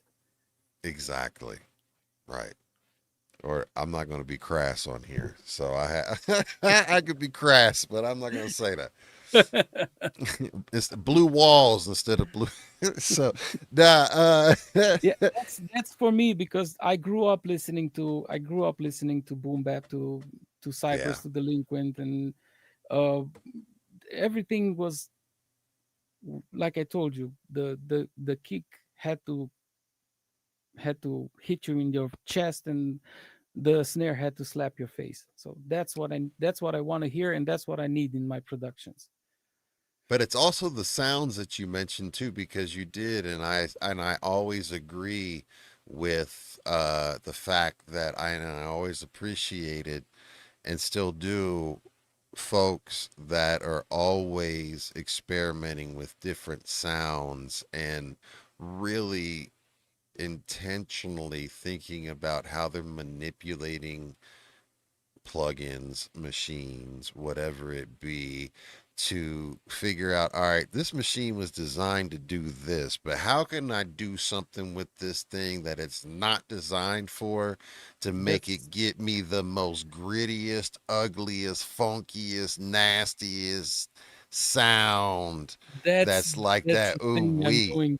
That's the thing I'm doing with plugins. I like using plugins that are not intended for things that are not intended for. Like Yeah. there's a plugin called Soothe, which is a resonant suppressor. Soothe 2. It's a resonant suppressor which does exactly what it says. It that there's those nasty frequencies that you go hunt for if you don't know what you're Mm-hmm. doing. So um Soothe kind of does that for you. So I'm using that plugin to sidechain the kick and the bass because that's Soothe. Actually, it's a multi-band compressor, but it has unlimited points of compression. So I focus its work on just the low end, and I'm sidechaining it to the kick. And each time the kick hits, it compresses the bass, but it compresses it the recovery, the release is so fast that you don't get the pumping. You just get a clean kick. So yeah, so I mean, basically, that's the biggest part too. If you because you're gonna get that duck that you need out of it Yeah, to make it hit further because the kick and the the bass has to work together. The kick and the because you bass can't are have that because no, it deads it no. out because you want it to slap That's and phasing. then Yeah, that's yeah, phasing, and that's bad. The thing is, the kick and the bass has to be in in polarity. I mean, if you look at the wave file, the amplitude, the positive amplitudes, it's what drives the speaker front. And I'm hitting the mic. I do that Okay, all the time. It's all good. so so the positive amplitude pushes the speaker forward, and the negative amplitude are sucking the speaker in the cone, right? So if the kick is pushing and the bass is pulling, you get cancellation. Basically you get some you know and that's the first thing you need to check on a kick and a bass, so they both push and they both pull. So that what that that's what means to have a positive or negative polarity and go at the same time. I don't know if I'm No, that's exactly. I mean, that's. I couldn't explain it any so better. You're right. those two, the kick and the bass, have to be, those two are actually uh the rhythmic section. The bass is part of the rhythmic section of a song, not Absolutely. yeah, not something separate from the drums. No, they work hand in hand. That's the And reason why that's normally why they when have you to work saw together. bass and drum players are always right by each other because they're locked in. They And they need to hear each feeding other off and each other. go. Yeah. And if you pay attention, a lot of times the bass and the drummers are the leaders of the band because everybody's kind of feeding off of them because Yeah, they're the ones that's laying the groove that's down what I and was everybody telling else you. follows. You're like, yeah, That's what I was exactly. telling you. Kick in the bass, the low end is the foundation, is the foundation of the house that you're Yep. building upon.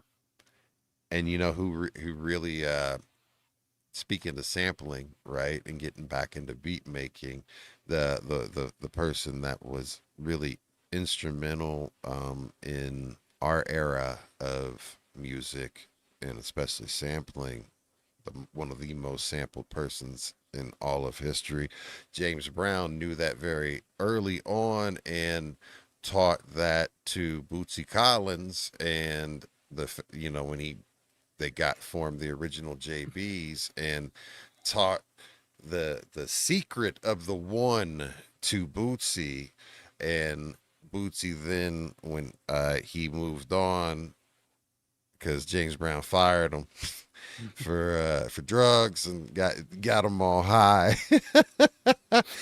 uh, basically, he taught that to George Clinton, and taught George Clinton the secret of the one, and George Clinton took the one from James Brown, which James Brown continued to do his thing, but James, but George took it into the funk aspect and just changed everything with that. And what we know as Parliament Funkadelic and all of the funk movement that kind of grew up out of that, organically. Other people were doing that, but that one is important for everything. It's that, it's what you were talking about. It's that first kick. It's the first, Transient, it's that the transient, pump, yeah, the bam. punch, the punch. Yeah.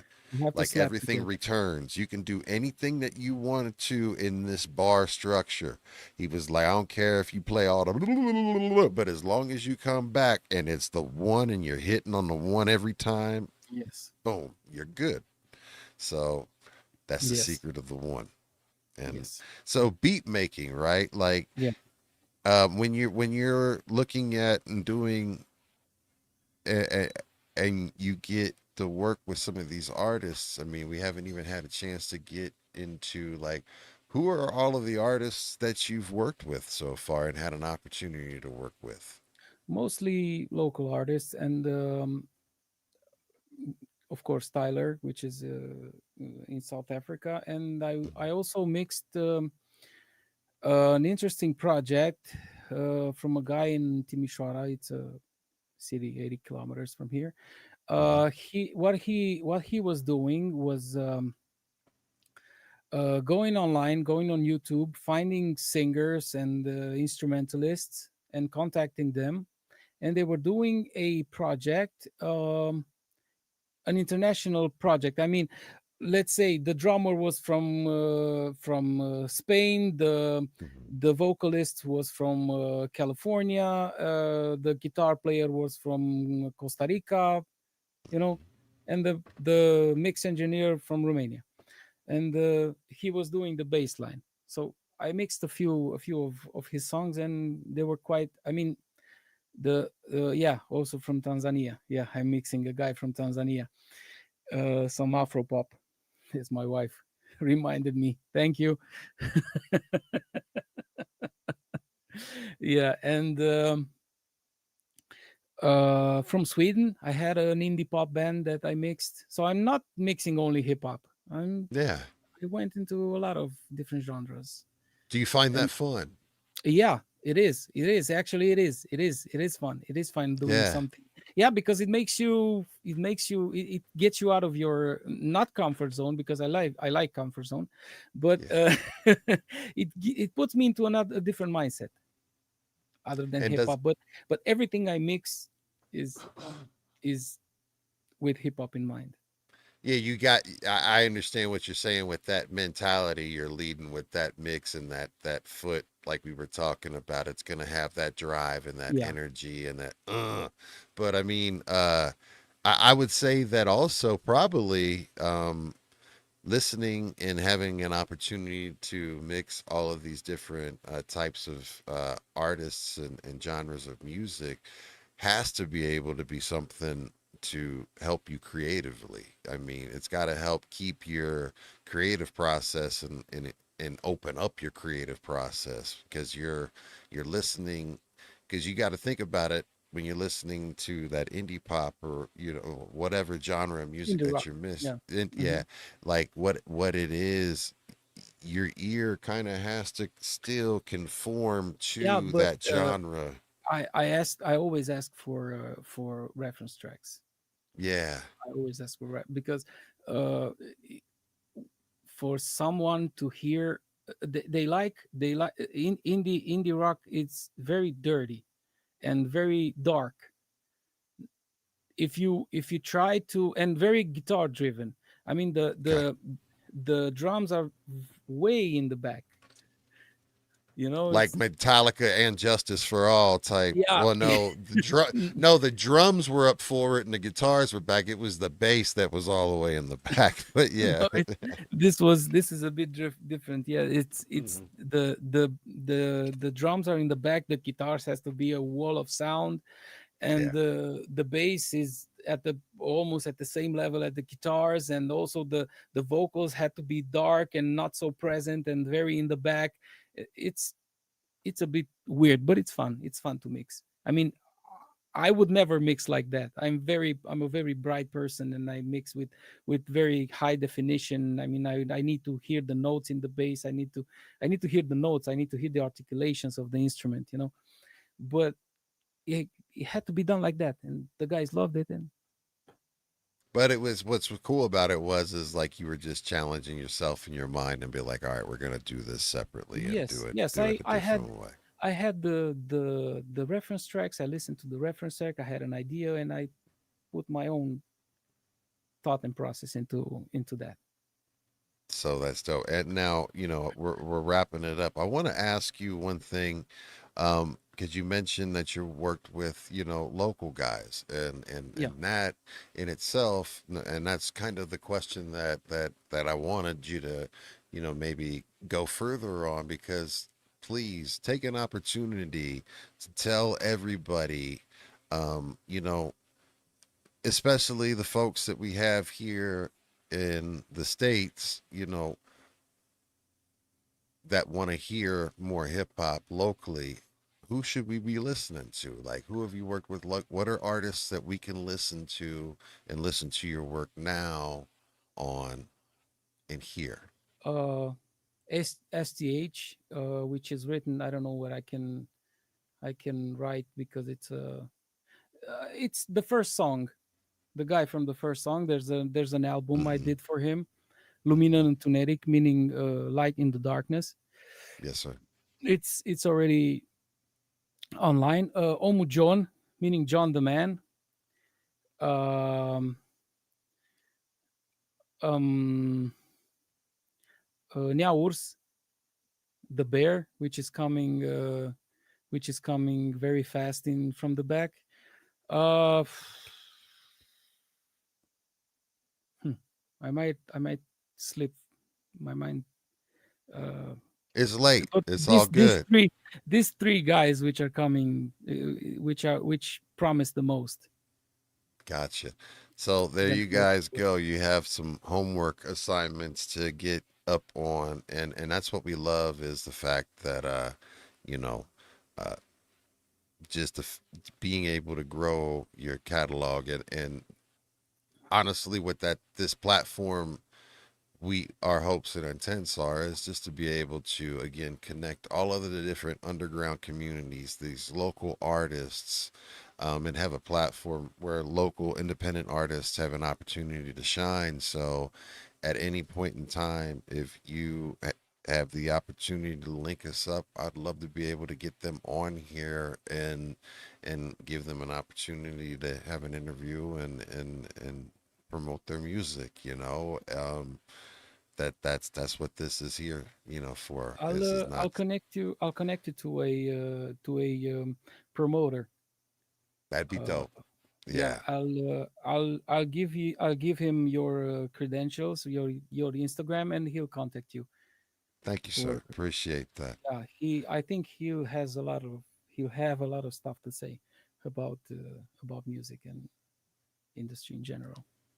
So I want you to kind of have an opportunity to pick the song that we're gonna play before we go out on, because I know I want to be respectful for your time, and I planned on playing more music, but again, I told you like I like having conversations about music and having conversations about uh, what we had is not only informative, because I hope this conversation brought some value to the folks who, one, are wanting to do this, but two, to the listener, because there's such a science to sound, and you guys know what it is to hear a song that sounds like shit compared to a song that sounds like it's mixed together beautifully, or when you go somewhere live and you hear it and it's like, oh, it's like Mm. painful and uncomfortable, or it's like this is an enjoyable and pleasant experience. And it's all the guy on the sound guy. It's all on the sound guy, and It's that's a all in the lot sound. of Yeah, it's it's a lot of pressure. it's 80/20. It's Yeah, 80/20. that. If, like you said, and like we discussed, if the signals that I'm getting are bad, you're getting a bad mix. You're getting a bad mix, you're gonna get a bad master. So Yeah. it's all up to you. You cannot fix, you cannot fix in the mix. That's a problem that I had to deal with in the past. Understanding, artists need to understand that you have to do your best to do what you do best. Give me a clean stuff, give me clean stuff, give me clean vocals, give me uh don't expect me to make diamonds out of garbage, because Mhm. you cannot, you cannot fix something that's bad. You cannot fix a guitar that's not tuned right. And you can apply that to vocals also. Amen. If you Amen. don't, if you don't know how to sing, don't use autotune, because autotune cannot fix a bad singer. Well, here's something that's a question from the audience and you spoke to, right? Like the whole auto tune, and I'm so happy that we're kind of getting out of the auto tune phase in regards where people were just like completely bastardizing and just Yeah. making the auto tune be crazy, not what it was intended to do. But uh we've got this question where it says, what are your opinions about AI in music, and also your opinion about Dolby I don't Atmos? have an opinion about Dolby Atmos. If you like listening Dolby Atmos, listen to Dolby Atmos. I have no opinion. And AI music, no. If it No? doesn't, no, if it doesn't involve human touch, human hearing, human hand, human feel, that's not music. That's a robot singing. So Manuel, I'm sorry. AI is not for No, me. he just it's not Manuel doesn't He's, necessarily he's my say one friend. way or the other. Oh, he's your He's, friend. So he's my is he friend. is he does he like I don't know. Do you? AI music? Do you like AI music, man? Well, let us know in the comments if you do, if he offended you Personally, or not. per- personally, no. I don't like. I mean, I listen to some stuff. I listen to some stuff, but there's a sound to it which I don't like. Yeah, I mean, it's kind of like when you see the art, like it's called the uncanny valley, and it's the same thing. You Yeah, I can hate it too, hear like Manuel. I hate artifacts. He said he hates it. yeah, I hate Well, I mean, what do you think about like, because there are when people using it, like you think about it, like there's MCs using Chat GPT for their lyrics now, right? And there's I do have a specific case and example that I want to know what your opinion would be. I'm going to give you my opinion ahead of time. No, I'm not. it. What do you think about um, the rapper DOC who lost his voice in the car accident, right? We only got one album out of him, which was the last actual Dre produced album off of the Ruthless record era before they went in. So, like, the song Grand Finale on the DOC album is actually the last album that was ever combined as a group with Ice Cube, Dre, Yella, Snoop, the ran the entire crew. That was it. Um, but DOC lost his voice, so he had to transition into being the guy who wrote all the lyrics, coached, and was that. And without the DOC, uh, you know, there is not a Death Row. There's not a Dr. Dre that we know in the way that we know it. Not to say that Dr. Dre wouldn't have made it and broke through in some way because he was ingenious enough to do that. But the DOC doesn't have his voice. But of course, he's still the DOC and still has his pen and still is a monster. What do you think about him being able to utilize AI to, if he went in and actually laid down the track and the vocals and wrote the lyrics and everything like that, and then utilized AI to correct his voice back to the way his original voice would be. What are your thoughts about that? If that even would be possible. I mean, if he It wrote, is. if he wrote the thing, He wrote that the lyrics. He didn't that would chat be GPT. He wrote it down. that would be just like an amputee wearing a prosthetic for me. So in that thought process, That because there is human touch throughout the it entire has to it process, has it's to like be auto tune, kind it of. has to be human touch. Even autotune can be used in a very transparent way. Yes, the way it S- was intended. the way it was intended to be used. Yes, just correcting just small semitones, not from B to A. Going Not its fast. own Roger So Troutman. Whoa!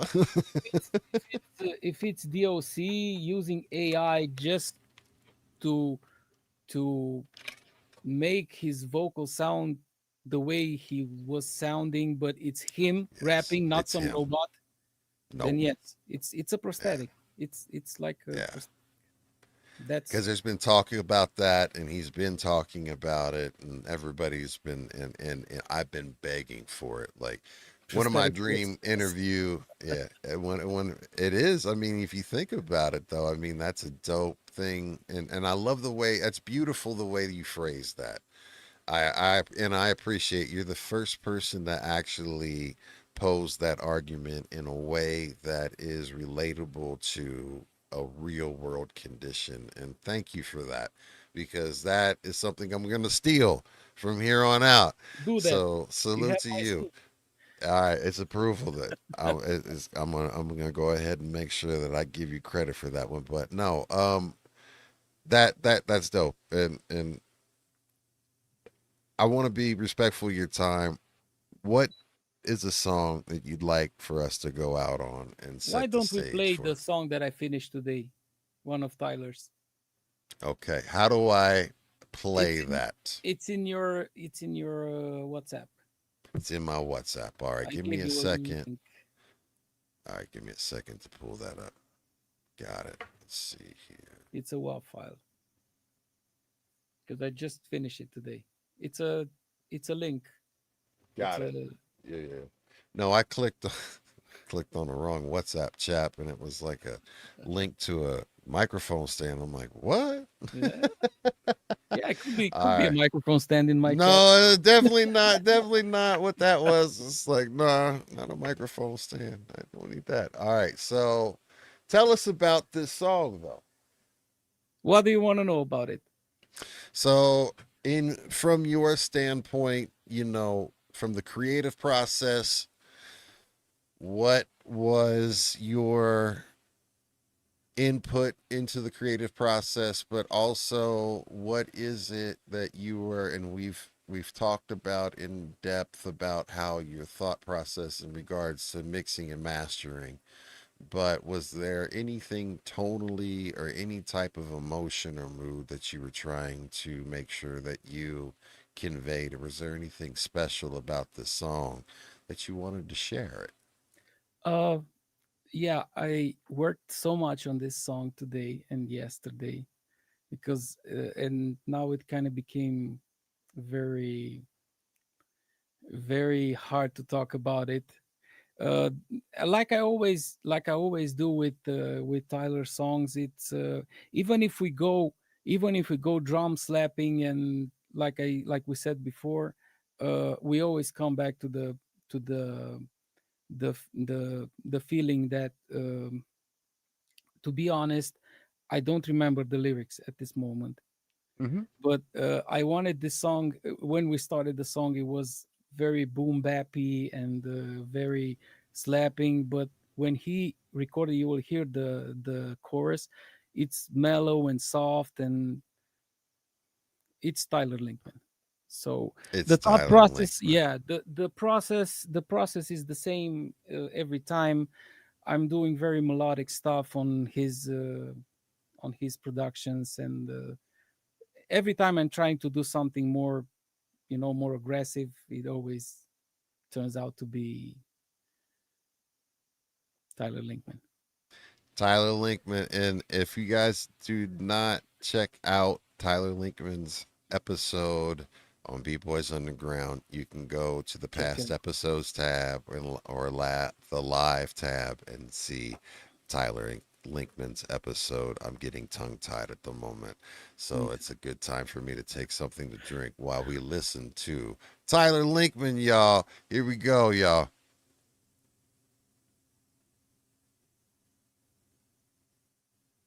Can you hear? It's not playing. Hold on.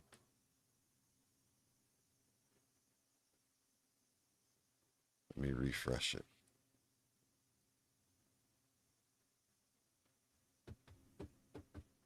I may have to download it. Let me see if I can download it. You can. Instead of just playing it from there. All right. You can. Give me a second. That's what we're going to do. Not that. Give me a second. Technical switch. Stuff happens. I'm switching gears. We're live, y'all. We are live. That's right. Yes. This isn't your normal podcast where it's all L-I-V-E. edited. That's right. Raw, rough, uncut, and rugged. And look, the biggest thing is that I had to accept when we were doing this, like, I'm going to mess up at times. And when it happens, it happens. And embrace it. So here we go. Now I'm getting ready to share the audio and share the screen. So I'm going to mute everybody. So we're going to mute our mics so we don't echo and double into this. All right.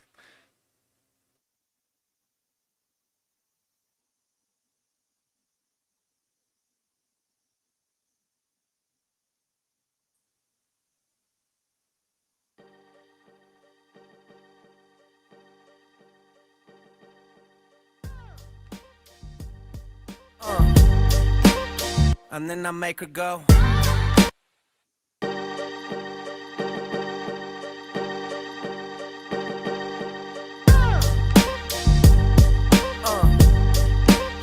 And then I make her go. Whew. Yeah, okay, everybody something till they nothing, that's a real shit. I done kept it, ain't one since my deal hit. All them labels just boxing me in. All the cash and the tags, just a piss in the wind. Everybody got a game to play, let's get it on. If I see him throwing hands my way, we do 'em wrong. Baby, tell me that she missed my face, kiss through the phone. Cause the second I get home, I got her singing songs. Punchlines, see your chest, my man, crack through your dome. You ain't see me doing nothing besides stacking my gold. They be saying one thing and be doing the other. That's why I'm lately extra careful who I'm calling my brother. I'm going off for precision, your best is my good. Feels great doing everything I said that I would. Every time I check the watch, I know it's time to go hard. Money coming, money go, but fuck it, we ever ball. Yeah, I'd rather take my time than waste away. I'd rather check my clock before I wake up.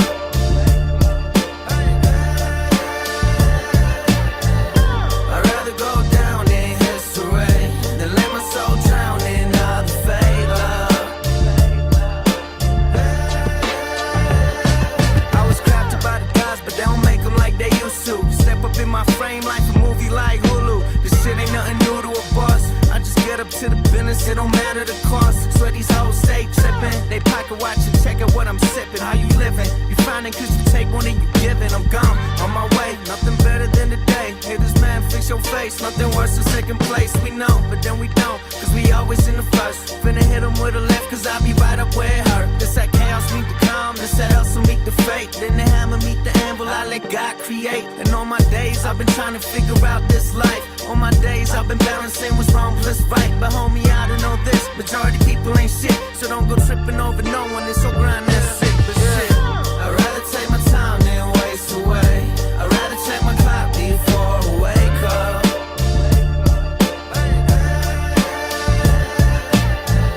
I'd rather go down in history than let my soul drown in other fake love.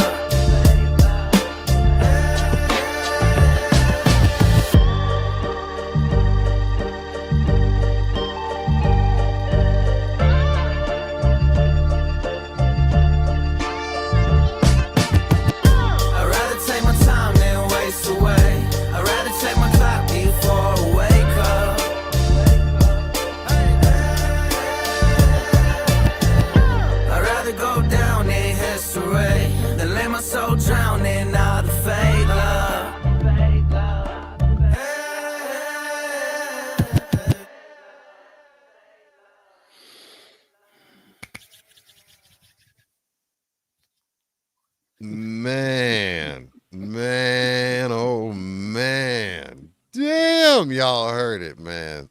That Mm, one right there. Shout out to Tyler, but shout out to you. And that's what I kept saying on. I was like, man, this production, man, like it sonically sounds amazing.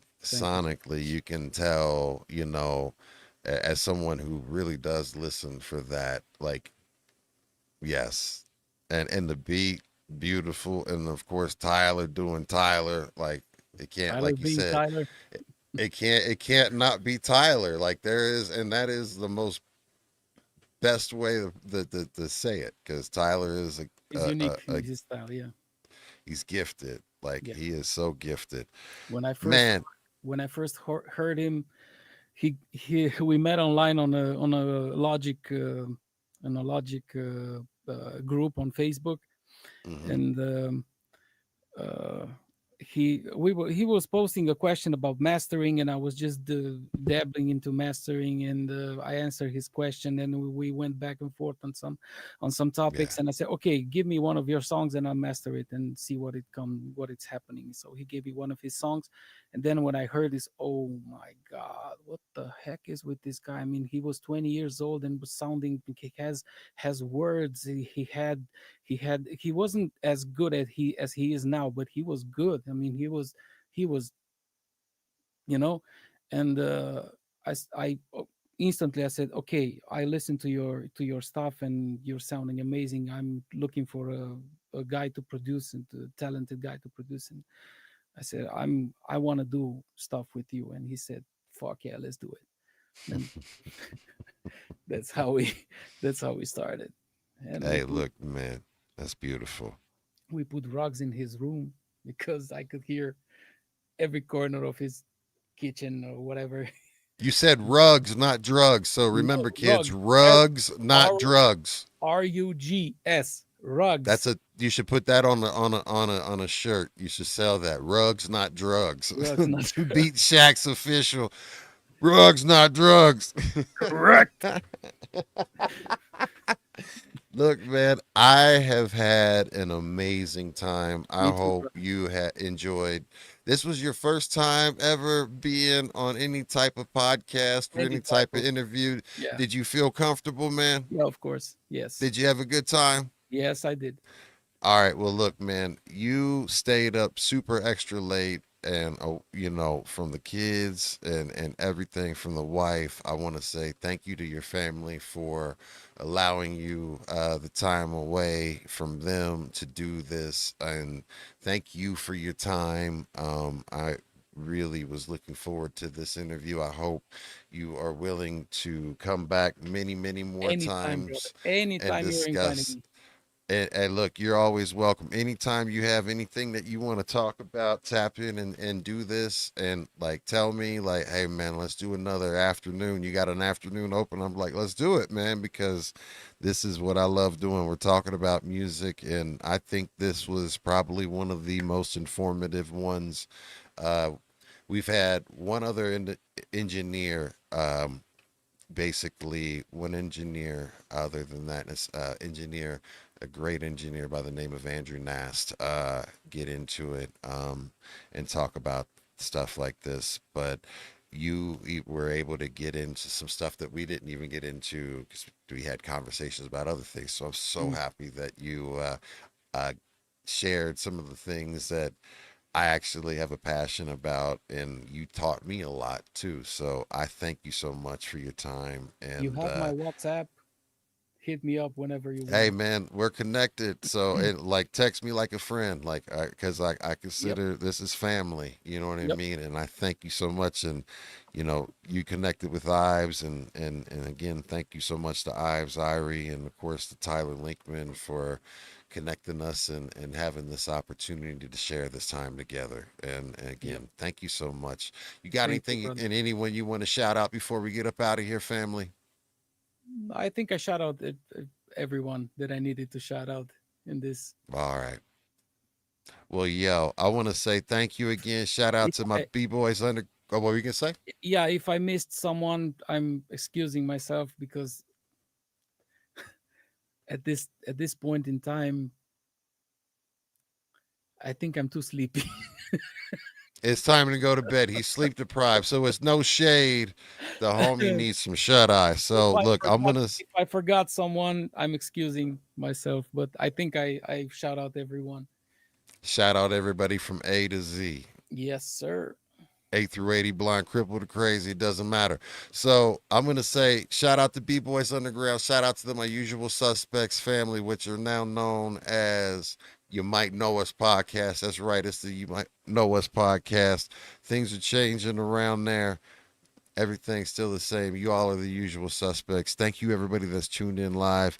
Share this out. If you enjoy this content, please share this channel out. This replay is available right now on youtube.com at B-Boys Underground, and all of our other 90 plus episodes. We're over 100, but this one's number 94 because it's pro-official like that.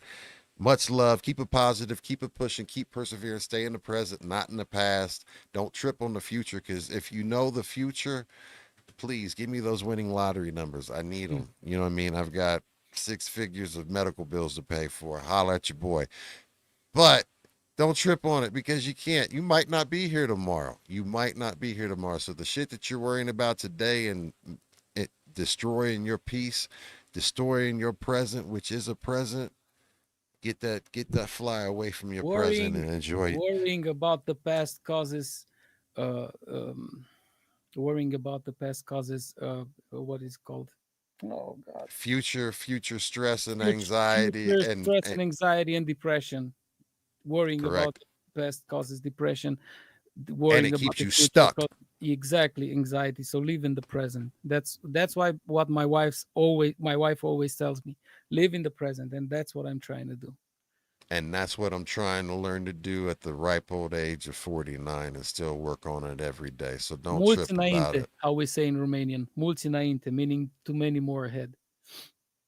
Boom, there it is. Much love. We are out of here. We are ending the stream. Peace. Peace.